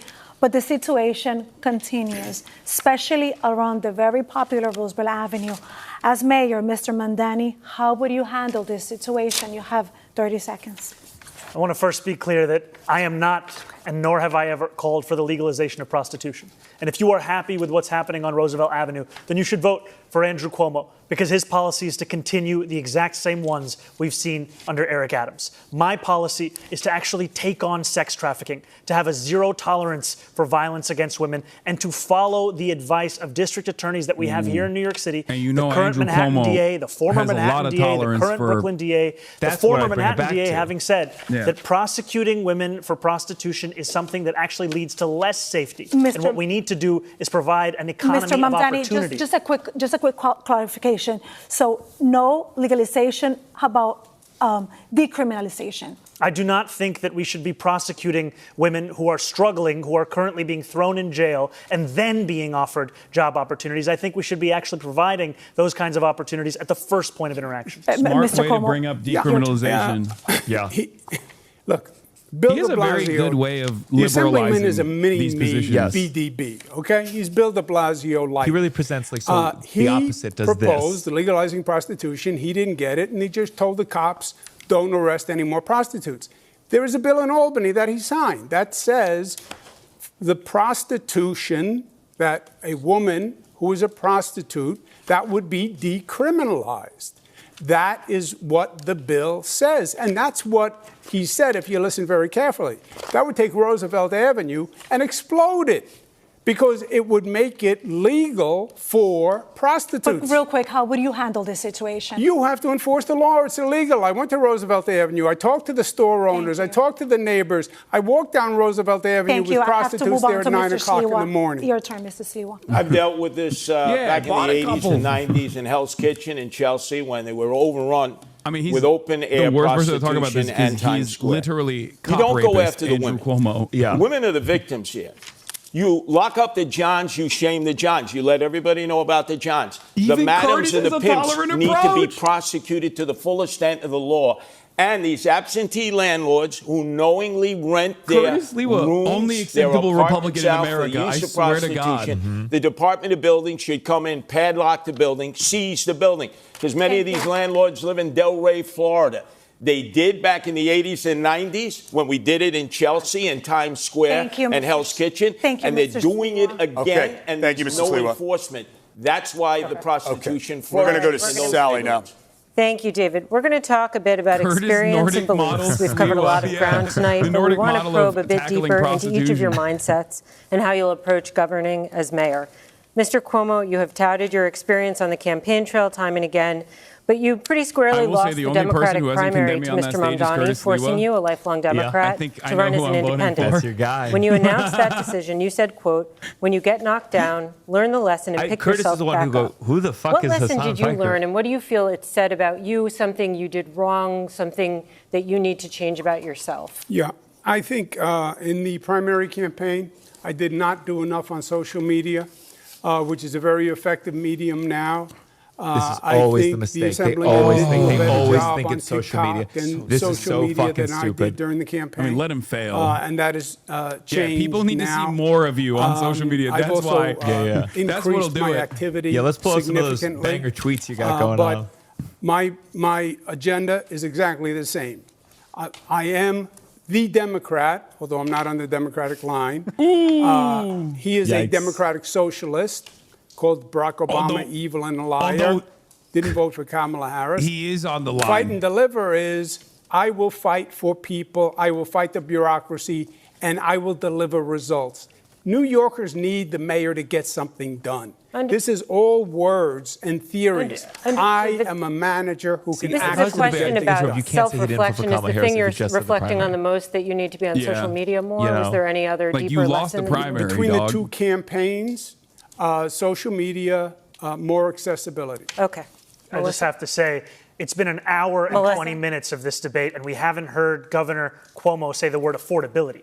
That's why he lost the primary. That's why he'll lose the general election. And you can lie all you want, but the truth is, I voted for Kamala Harris. I'm the only candidate on this stage to have the endorsement of Kamala Harris, and I'm not the one who's funded by Bill Ackman, who called Kamala Harris unqualified to be the vice president of this country. Okay, may I respond? Yes, brief response, please. There are a lot of New Yorkers who support also, me. I don't think New Yorkers care about Kamala Harris. New Yorkers I don't think so, no. Yeah, I think New Yorkers are done with Kamala Harris. Because they think you're anti-Semitic. So it's not about Trump or Republican. Wasn't that one? Yeah. It's about you.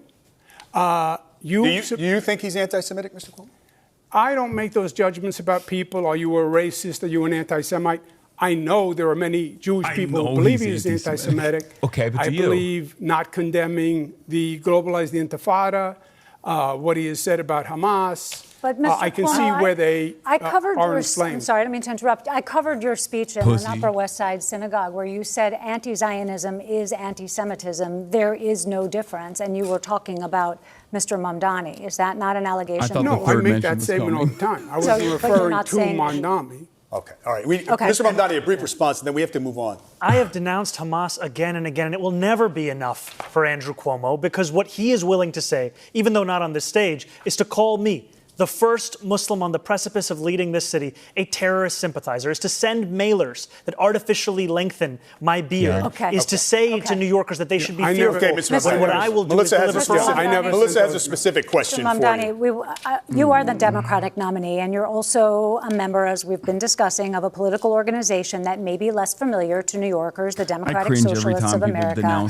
which believes in dismantling capitalism. New York City is the global headquarters of the finance industry. So how would you be the mayor of Wall Street and the DSA? You have 1 minute. I would be the mayor of this entire city, and that means ensuring that the wealth that we generate in this city is also wealth that every single New Yorker can actually feel in their pockets. Because what we have today is a system that has generated the most wealth in the wealthiest country in the history of the world, where 1 in 4 of our neighbors are living in poverty. That's unacceptable. We can't look at 500,000 kids hungry every single night as just the cost of doing business in this city. That's something we have to actually change. And I'm going to do that by fighting for my neighbors in Queens that I've come to know, who are not only the ones who own teapots and toy stores, who own diners and dry cleaners, but also the ones who work there. Because right now, all of them are being pushed out of this city by corporate greed, by private equity, and by a politics that refuses to fight for them. I will finally deliver that. Just a quick follow-up, Mr. Mamdani. A lot of Hispanic that flee socialism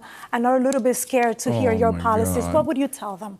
Well, I would first say that I wouldn't be here without the support of Latino New Yorkers, because it was the majority of their support that helped to make me the Democratic nominee. And what democratic socialism means is a belief in the dignity of each and every New Yorker and the responsibility city government has to deliver that Venezuela. dignity. That's why I'm speaking about childcare, because it's pricing out New Yorkers from the city. That's why I'm speaking about freezing the rent, because housing isn't a human right in the way that we practice our politics in this city. And that's why I'm talking about making buses fast and free, because 1 in 5 New Yorkers are being priced out of public transit today. Good call, so, good Mr. Sliwa, I would like to talk to you because you were here with us 4 years ago in the same stage for the general election debate, and you lost it. Why do you believe New York is ready to elect a Republican this time around? First off, did I not warn you 4 years ago that Eric Adams would be corrupt and we would have chaos? Did I not? Of course I did. And I get praised for that. Now I'm trying to get people to vote for me, not just on the Republican line, but also my wife, Nancy, who is the best thing that has ever happened to me, created the first ever independent Protect Animals line, which calls for no-kill shelters and putting animal abusers in jail. But the other thing that differentiates me from both of my adversaries is that I am opposed to the city of yes, which will destroy the residential neighborhoods. Both of them are for the city of yes. So when you vote for me, whether on the Republican line or the Protect Animals line, turn your ballot over and vote no on all those initiative and referendums. Imagine, they've said, how can you, Curtis, a Republican, work with a Democratic majority in the council? Adrian Adams is in agreement with me. The Democratic city council people are in agreement with me. No to the city of yes, which will take your homes and provide you instead with lithium-ion battery warehouses next to your house, which are like mini Chernobyls. I'm the only candidate who is opposed to the city of yes. Thank you. I have a quick follow to that, Mr. Sliwa. How do you bring down costs if you don't build more housing? Oh, it's very simple to build housing. You just look in New York City. We have so many dense areas where you no longer can use the commercial space. They used to be office space. And you just convert it into residential housing. You don't need to go into the outer boroughs. You don't need to use wetlands and parklands, which they seek to do. If you build a new building, it takes 5 years. If you convert an All right, Mr. Sliwa, thank you. We want to change the pace here a little bit. I want to change the pace and just get a sense of what you think about political leadership. We're curious about who you admire. Who is the best modern-day U.S. president? Mr. Cuomo? Modern day? Well, I'm partial. I was Bill Clinton's Housing and Urban Development Secretary. We built affordable housing all across the United States. So Bill Clinton? Empowerment zones. I would say Bill Clinton. Okay. Mr. Mamdani? I would say FDR. Mr. Sliwa? He's modern day? Modern. Well, I'd say FDR also, if that's modern day. Mr. Sliwa? A man that ended up being loved by Democrats and Republicans alike, the greatest governor we've ever had in my lifetime, George Pataki. 3 terms, no chaos, no corruption. I was asking. And he actually beat President. the better President. your father. Mr. Sliwa, This governor and this modern day U.S. president. Who's who you thought the best modern best president in our lifetime? Yeah. Or I would say the best president in our lifetime that I've experienced. I would go back to Ronald Reagan. Ronald Reagan. Okay. Yeah. How about the best New York City mayor, Mr. Sliwa? Classic take from him. He won't say fucking best New York City mayor, Mr. Rudy Giuliani, who endorsed me last week. Okay. And I'd have a little bit of Michael Bloomberg thrown in because he liked to delegate responsibility. America's I think the mayor. best New York City mayor of all time is Fiorello LaGuardia. Mr. Cuomo? It was Bill de Blasio last debate. No, I've always said Fiorello is the best mayor of all time. Who's yours, Mr. Cuomo? Is it of all time or modern time? Best New York City mayor in Europe. Of all time, it is Fiorello LaGuardia. We agree. Yeah, who's closer to LaGuardia between you and fucking Zohran? Exactly. I wonder. How about I wonder a political who's closer leader, to LaGuardia? dead or alive, you most admire? Mr. Mamdani? I would say I admire Bernie Sanders. Mr. Cuomo? My father. Mr. Sliwa? Yeah. I said it already, George Pataki, who is loved by Democrats and Republicans and the greatest mayor in our lifetime. All right. The greatest Sal, governor in our I just lifetime. have one more before Sally starts to ask you about schools. A show of hands. Who supports Kathy Hochul for re-election? It's a decision that should be made after this general election. So no decision. Mr. Cuomo, Wow. you handpicked her as your lieutenant governor. No thought? You have to know who's running. Yeah. Okay, so And I would add that I do think that Kathy Hochul, our governor, has been doing a good job in not only Do you serving support her and for re-election? delivering, not only delivering for New Yorkers, but also standing up to Donald Trump. Just what do you support her for re-election? Then endorse her. That's I'm not- focusing on November. Why don't you endorse And I her? appreciate her support All right, and I thanks, appreciate candidates. her work. But you Thanks, don't endorse candidates. her. How about a shout out All for right, Lee we're gonna Stefanik turn to to- take out Kathy Hochul? No. So you have a Okay. Republican All right. Mayor Curtis, All right. a Republican Governor Thank you, gentlemen. Stefanik, Thank you. like Giuliani We want to and talk about Pataki, who schools. saved this city. We want to and talk about state. schools. Sally? Okay. Thank you, David. Let's turn to education. There are a number of issues facing public Curtis has schools. too many opinions One that's to been stay on. controversial in the campaign is the Gifted and Talented program, which offers accelerated instruction to elementary school children. Mr. Mamdani, you have said that you want to phase out the Gifted and Talented program, while Mr. Cuomo and Mr. Sliwa want to expand it. Mr. Sliwa, we will start with you. What is your plan for the program? You have 1 minute. Gifted and talented. Yes, Gifted and Talented. I have two younger sons with Melinda Katz, the Queens DA. They both attempted to get into Gifted and Talented as 4-year-olds. They failed. It did not present a problem with their future education. We don't have enough slots. Right now, they're 1,900. We need to have at least 5,000 slots around the city. What they have not done at the Department of Education is make these tests available in Black and Hispanic communities.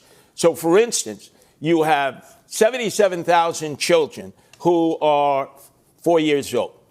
Only 10,000 have taken the test. Only 2,000 are accepted. Why not offer the test to all 77,000?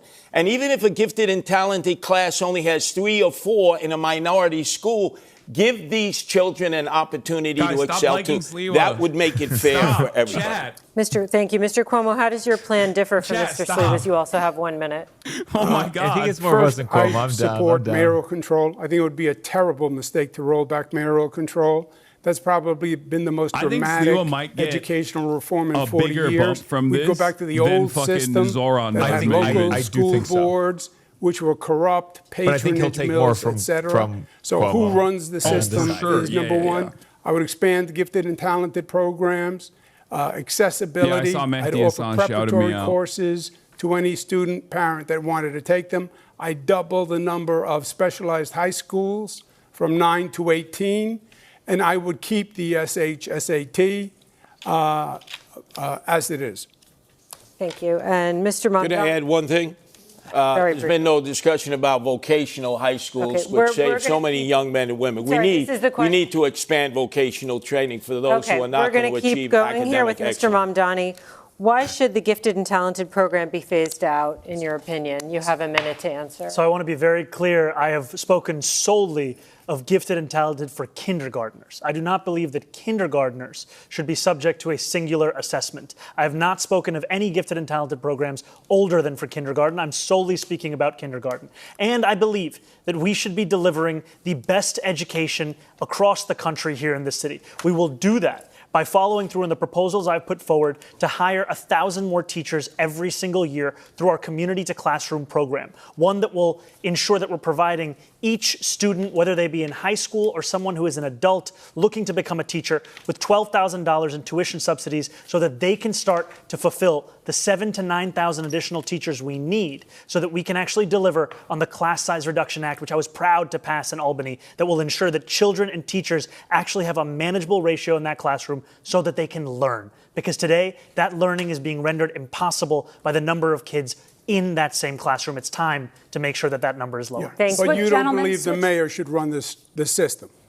I've been critical of mayoral control because of the ways in which it's been used to take away the voice of parents, of educators, of students. And I think it's important that those same voices be a part of how we lead the system. So are you for or against mayoral control? I've been critical of it. I'm against mayoral control. And I think that there's an importance of developing something that actually enshrines all of those voices together. Mr. Cuomo, you also tried to curtail it when Mayor de Blasio was mayor. But I'm we sorry. can go.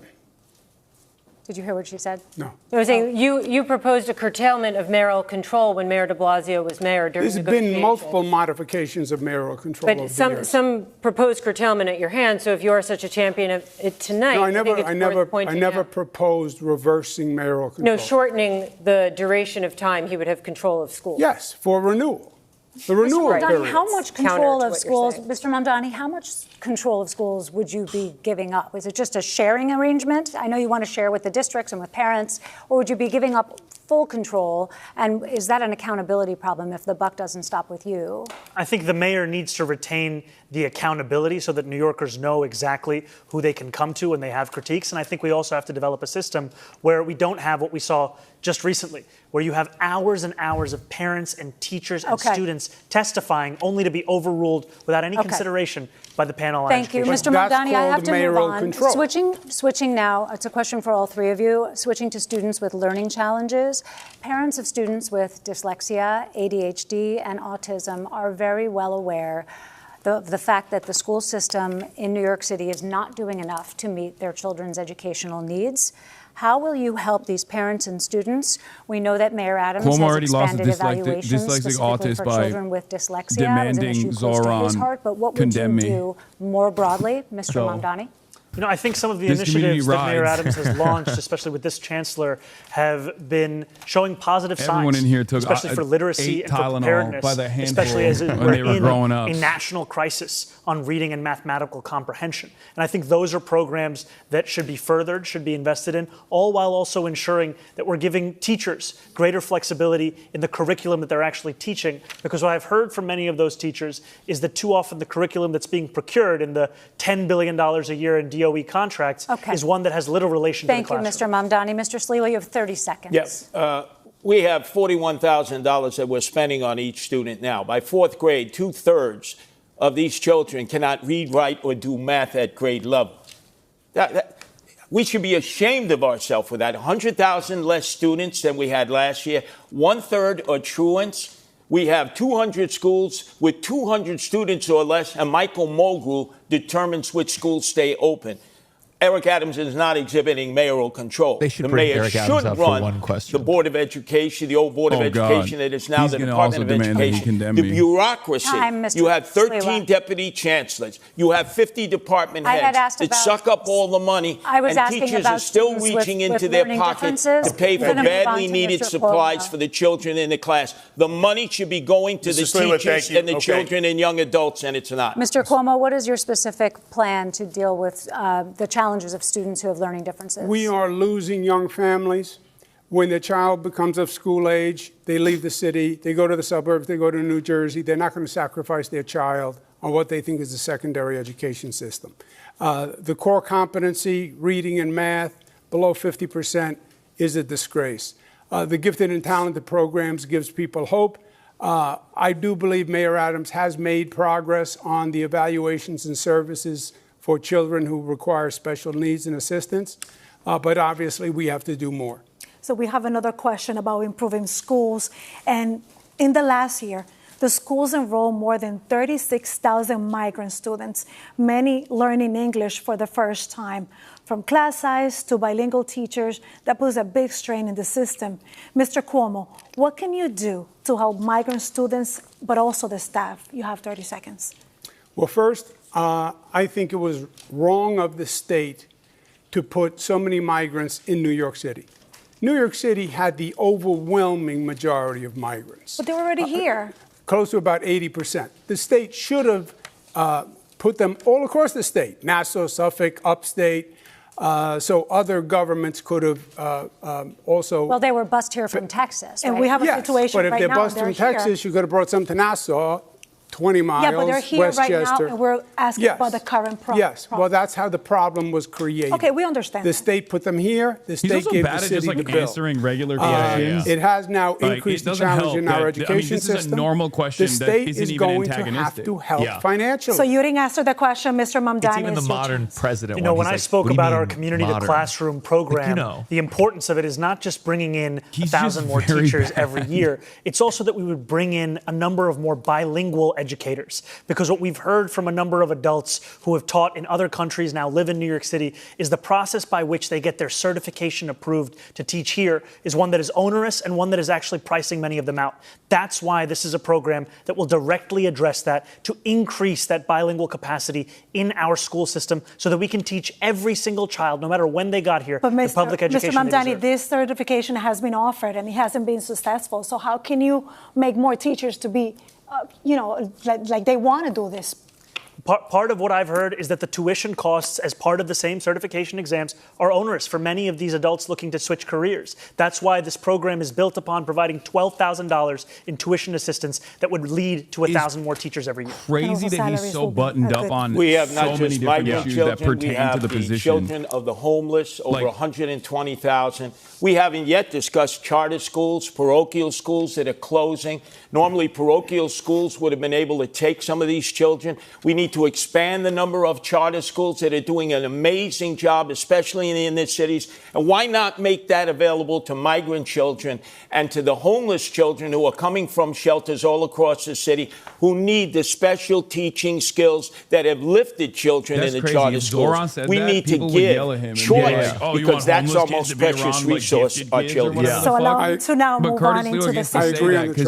Thank you, Mr. Cuomo. So allow me now to enter into the sanctuary. No, I realize he is and let's talk about also undocumented immigrants. Variety. 26 socially Federal Plaza conservative has become socialism. a flagship in federal immigration crackdown. We reported that asylum seekers are showing up for those routine appointments, not facing any criminal challenges, and they end up being deported. So by the show of hands, we would like to know if you believe that any of you could do something to stop this.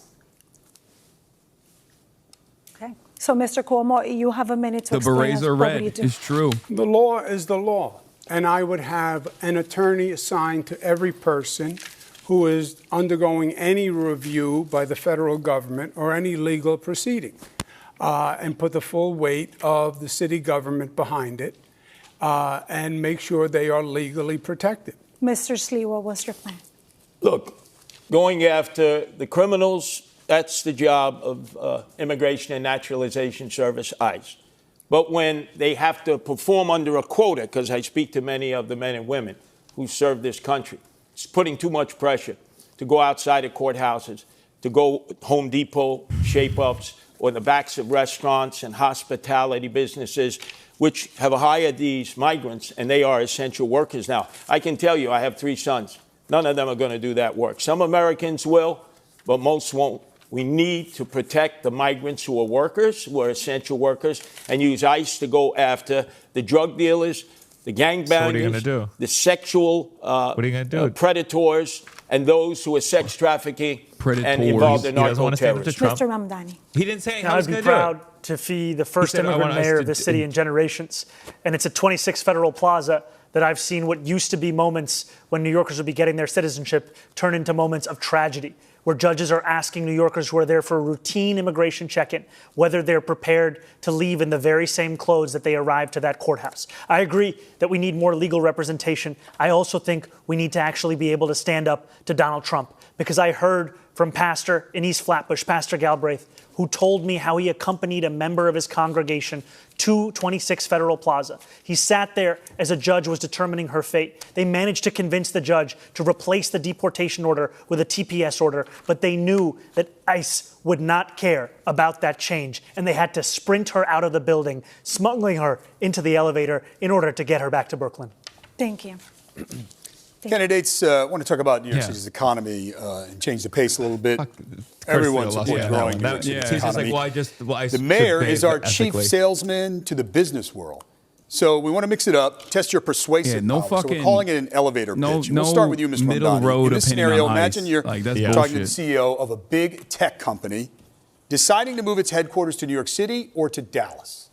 The CEO is concerned New York just raised its corporate taxes and employees will pay more for everything. Look into the camera and make your pitch to that CEO to come here and not there. Do it in 30 seconds. New York City has something that Dallas or no other city across this country could actually offer. And that is the quality of life. That is the arts and the culture. That is the people that make the city so special. And I, as the mayor of this city, will deliver that quality of life, will deliver the safety that is the cornerstone of an affordability agenda, and will ensure that companies choose to come to this city and also choose to stay in this city. Because so much of what drives the tech sector is a hunger for innovation, a unrepenting desire to actually innovate, and those are the very things that are going to characterize my city government in this. But what do you say to the CEO about the corporate taxes and also the staggering costs for the worker? We are going to make this city more affordable so that workers who want to work at those companies can actually be able to do so. And we're going to ensure that this city continues to be workers, one where we see businesses opening. Workers are going to be much more. Workers are going to be more productive when they have affordable housing. For you. The CEO of a similar company with 1,000 good jobs tells you she's very close to moving her headquarters out of New York City. Literally don't she work cites because everything you from can't actually taxes bring to the in crushing good cost of talent. living Places like for her that. employees in New York City. How do you convince that CEO to stay? Please look into the camera and make your elevator pitch. You have 30 seconds. We know will not rape you. The other companies in New York City. Cuomo. I'm sorry. Oh my God, Curtis.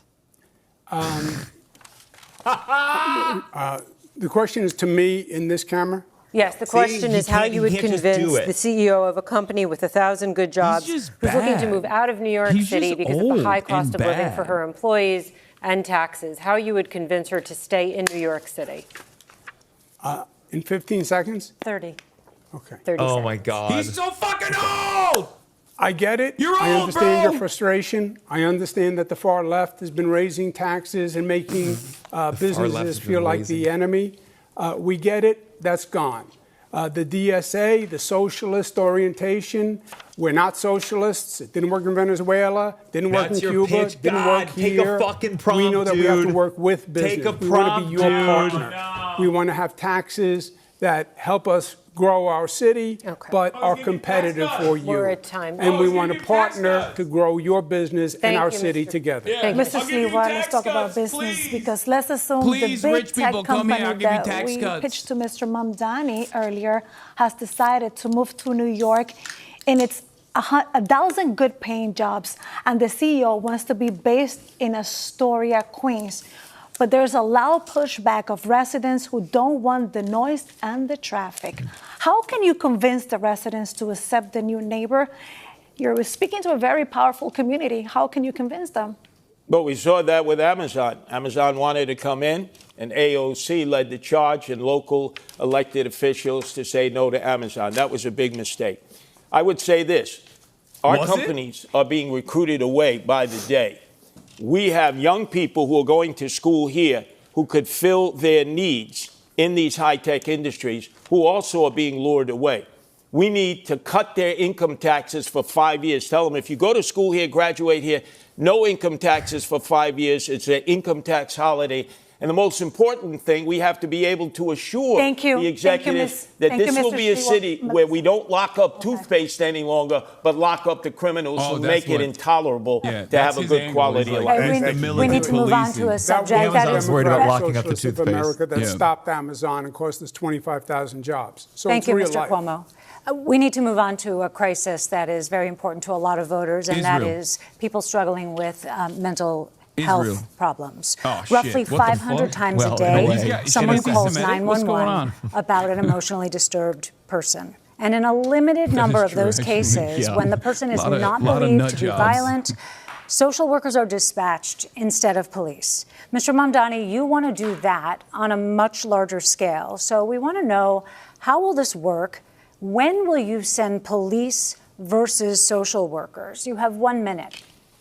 You know, we have a program here in New York City called Be Heard that is attempting to do this kind of work. But we've had a mayor who has ensured that it's been unsuccessful, to the extent that even when there was an assessment of about 60% of calls that could have been addressed by Be Heard instead of the NYPD, Be Heard was not actually responsive to it. And that's because we haven't had the political will to deliver on what is a crisis that affects so many New Yorkers, which is the mental health crisis. What my plan will do, crisis an nurses innovative don't plan use of the Department of Community Safety, ER. will take what has worked elsewhere in the country, a program in Eugene, Oregon, where they took 24,000 911 mental health calls out of the police department.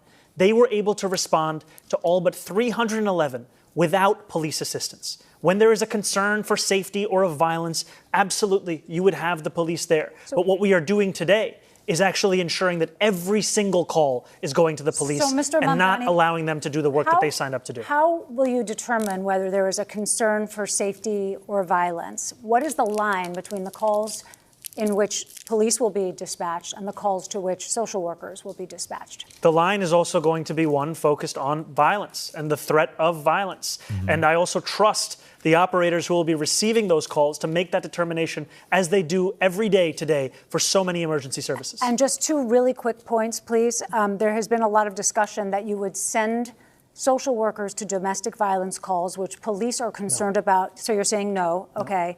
And then the other question is, how can you be sure that a situation that does not sound violent when someone calls 911 does not become violent in the moment? Oh my God, what if this hypothetical scenario, it's actually Andrew Cuomo, but now he's like mutant rape the powers. experts that have shown us this can work. I hate these when you're fucking willing hypotheticals. to ensure that you're trusting the mental health experts who have been doing this work elsewhere in the country, where they call for the police when they need the police, but their initial impulse when there's no violence in that call is to actually address the mental health at the heart. What if they're lying? Mr. Sliwa, you have encountered plenty of these types of situations in your decades of work with the Guardian Angels. Why won't you shoot homeless people? Do you see this approach Answer the working? question. You're we not want you to police say you want to kill homeless people. Please, Zohran.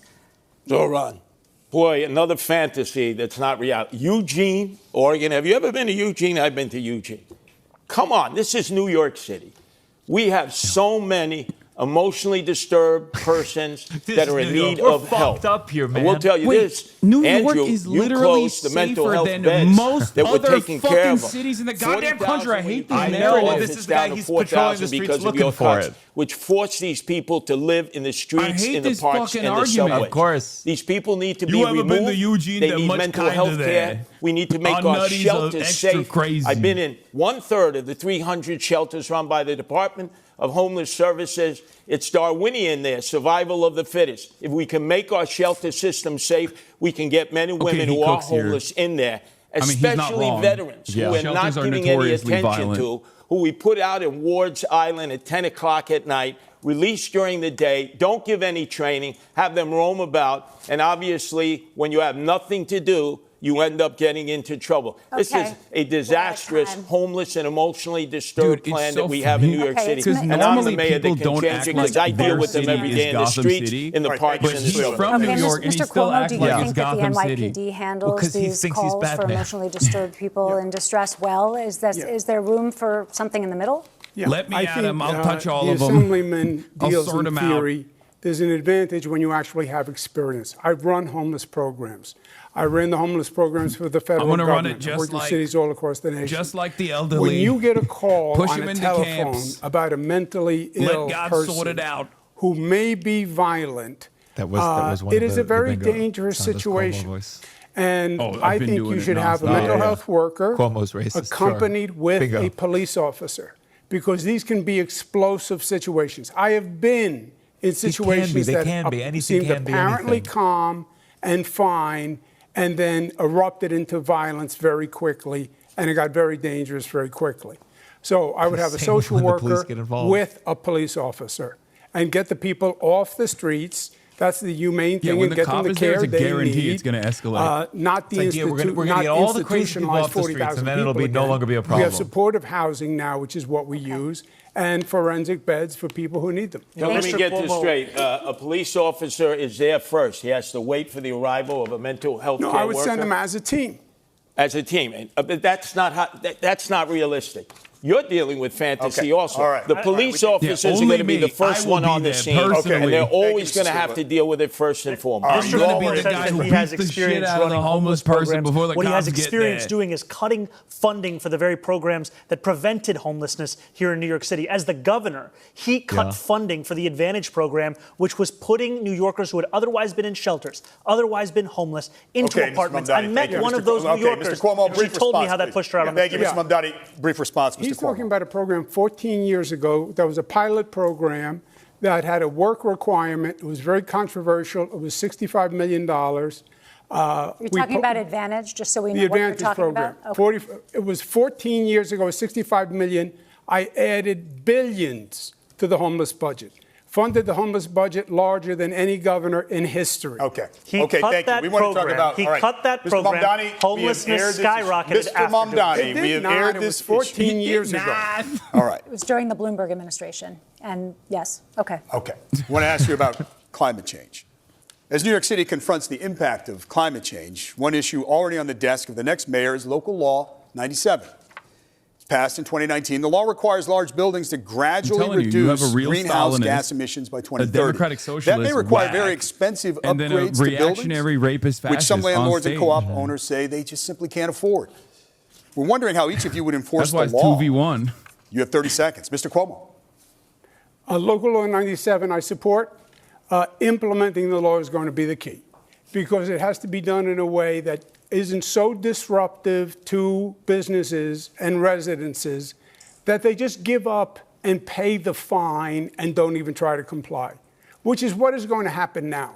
It will be cheaper for them to pay the fine than comply. And that obviously will accomplish nothing. So, yes, I support the law. Yes, we have to implement it, but we have to implement it in a way that is feasible. Right. Thank you, Mr. Cuomo. Mr. Sliwa? Local 97 will destroy those people who have invested in co-ops and condos. There's 100,000. It's forcing them to electrify.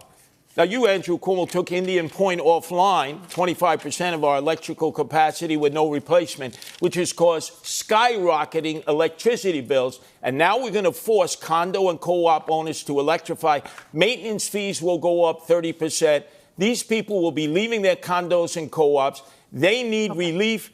When I'm mayor, I slow that process down. We need our co-op owners and condo owners to stay here in New York City and not flee. Indian Point? Yeah. Indian Point was started before me. It was a very dangerous situation. We have nuclear facilities upstate, and my proposal on what I did is run cables from the nuclear facilities upstate to bring the power to downstate. Indian Point had 20 million people in the kill zone. Thank you, Mr. Cuomo. Mr. Mamdani, Local Law 97, how would you enforce the law as mayor? I support the law, and I would also make it easier for condo and co-op owners to comply with the law, because what I've heard from so many is that it's cheaper to pay the fine than to actually get into compliance. And I think the city has a role here in procurement at a large scale of so much of what is necessary in these infrastructure investments. We've seen it be done in the Clean Energy Challenge within NYCHA. It's time to do it right here in New York City to assist those condo and co-op owners in meeting the standards we desperately need to hit. Okay, gentlemen, New York City loves its parades, and the mayor is often front and center. You have all said that you want to be mayor for all New Yorkers. So will you march in all the parades that mayors have traditionally marched in? Will you march on the Israel parade? Or are there any that you would boycott? Mr. Sliwa? Oh, that's literally, I think the mayor has a responsibility, whenever possible, to march in parades, to celebrate whatever that parade is performing as. I've been a Grand Marshal of the Pulaski Day Parade. I was proud to celebrate my Polish heritage. Are there any that you would boycott, though? I just need to move this along. Excuse me? Would you boycott any of the city's parades? No, I would not boycott any parades. Mr. It's the mayor's Cuomo, responsibility to be available to all racial, ethnic, and religious groups. No, I wouldn't unless they discriminated. Okay. Mr. Mamdani? There are many parades that I would not be attending because I'd be focusing on the work of leading this city.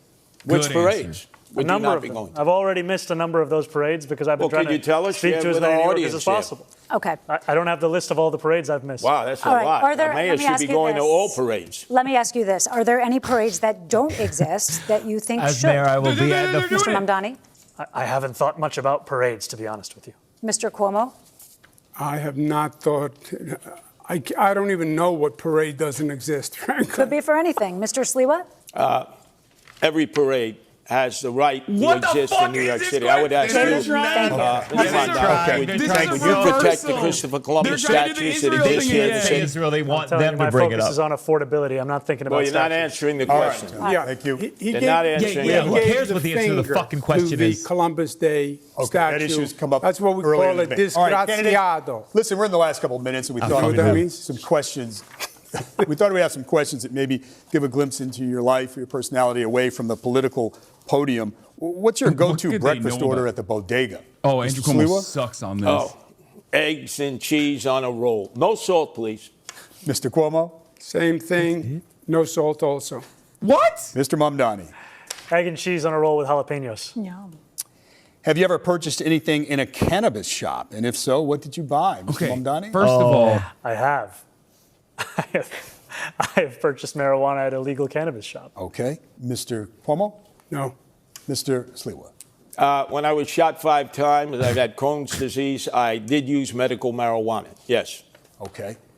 In a dream scenario, we know it's not possible, but the Mets are When it playing was Game shot 7 of the 5 World times, Series what on the does that same night as the Knicks are playing Game 7 of the NBA Championship, and you can only go to one. Which one will it be? Was Mr. it Knicks Sliwa? or?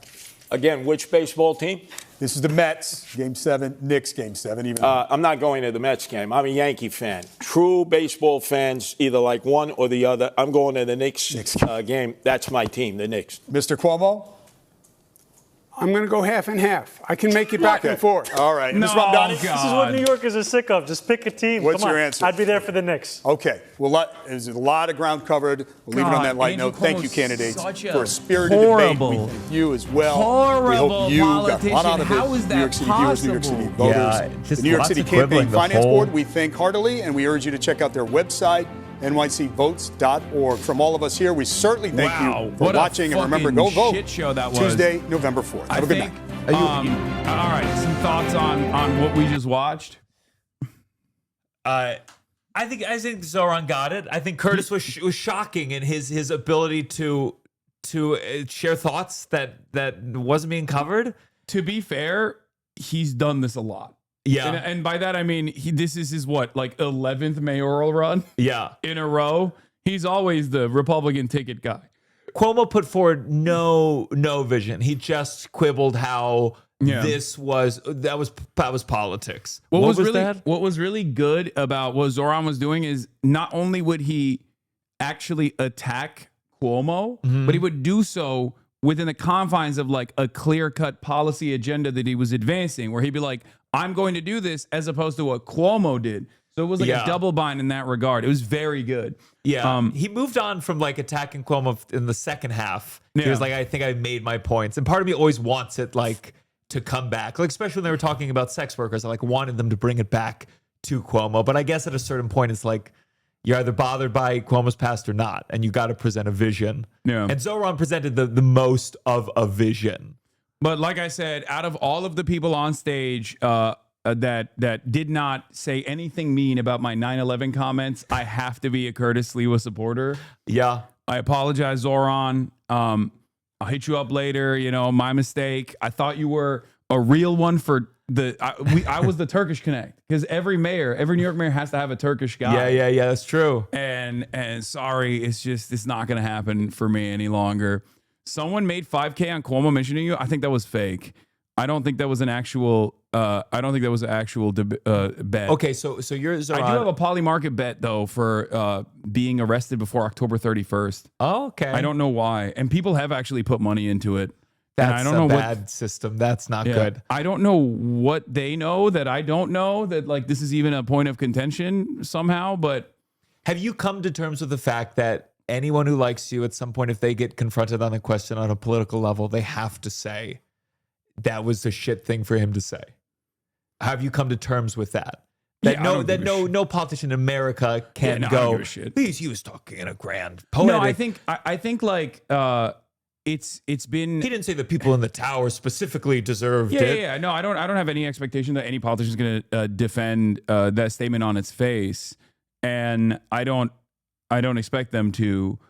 But I I think it's like this is not even like a Jeremiah Wright style situation for Obama or like a Sister Soldier situation, because like instead of getting first of all, it's me. I'm so irrelevant in the grand scheme of things that like it makes irrelevant. But what you're doing, you're not running a church. You're not a politician. And per your point, it was like old 2020 bringing up tweets. It was very like an old school thing. Yeah, it's like a statement from 2019 about like blowback that I misworded, but I don't expect any politician to like endorse that statement. And it's the second beat. People would have to truly, the people who would care, who would be bothered and not misunderstand and in bad faith take your comment, don't know who you are. They're older. They'd have to look you up. They're not going to. Yeah. So it's just nothing. It's nothing. Yeah. I think it's a plus. No, it's a nothing. It's a nothing burger. It's a nothing statement, and I think it's like the reason. I think Cuomo's team is doing that because they're extremely online. Like there are people in his corner that are like obviously extremely online, because like Paul Bless said it best, where he said, why is Cuomo doing this? Who is telling him to talk about Hasan Piker 3 weeks before an election in which he's down 20 points? To me, the main factor in why Mamdani is beating his ass is that he convincingly talks about loving the city and wanting to improve it, and is transparent to anyone who isn't ideologically blinded that Cuomo sees it as a stepping stone to something else he hasn't figured out yet. And it's so obvious, because like the only thing that does is just like elevate my profile in the eyes of people who had not heard about me from a deeply negative politician, like a politician with like really, really bad, like it's. They said, why did you lose? And he said, it's the social media. I mean, that means there's nothing else that he took from it. There's nothing else that he learned from it other than I have to pour more money into Gen Z running the Twitter. Like that's insane. It's embarrassing that you've had no more development thought to that answer. None of his answers were good. None of them were inspiring. None of them any vision. And he had so much to answer for. Yeah. And I do think that if you've been in politics a long time, it should be hard to keep running. It should be hard, because I don't think it's good to have these politics for 40, 50 fucking years. You should have a record that you answer to, and he couldn't answer to it. And I think that the worse your record is, the harder it should be to get reelected. That's the sign of a healthy system where new things enter. Yeah. And this is a time unlike any other where people are very clearly demanding that. Like they want that change. They want a fighter. They want someone who comes across as more earnest, comes across closer to the average voter.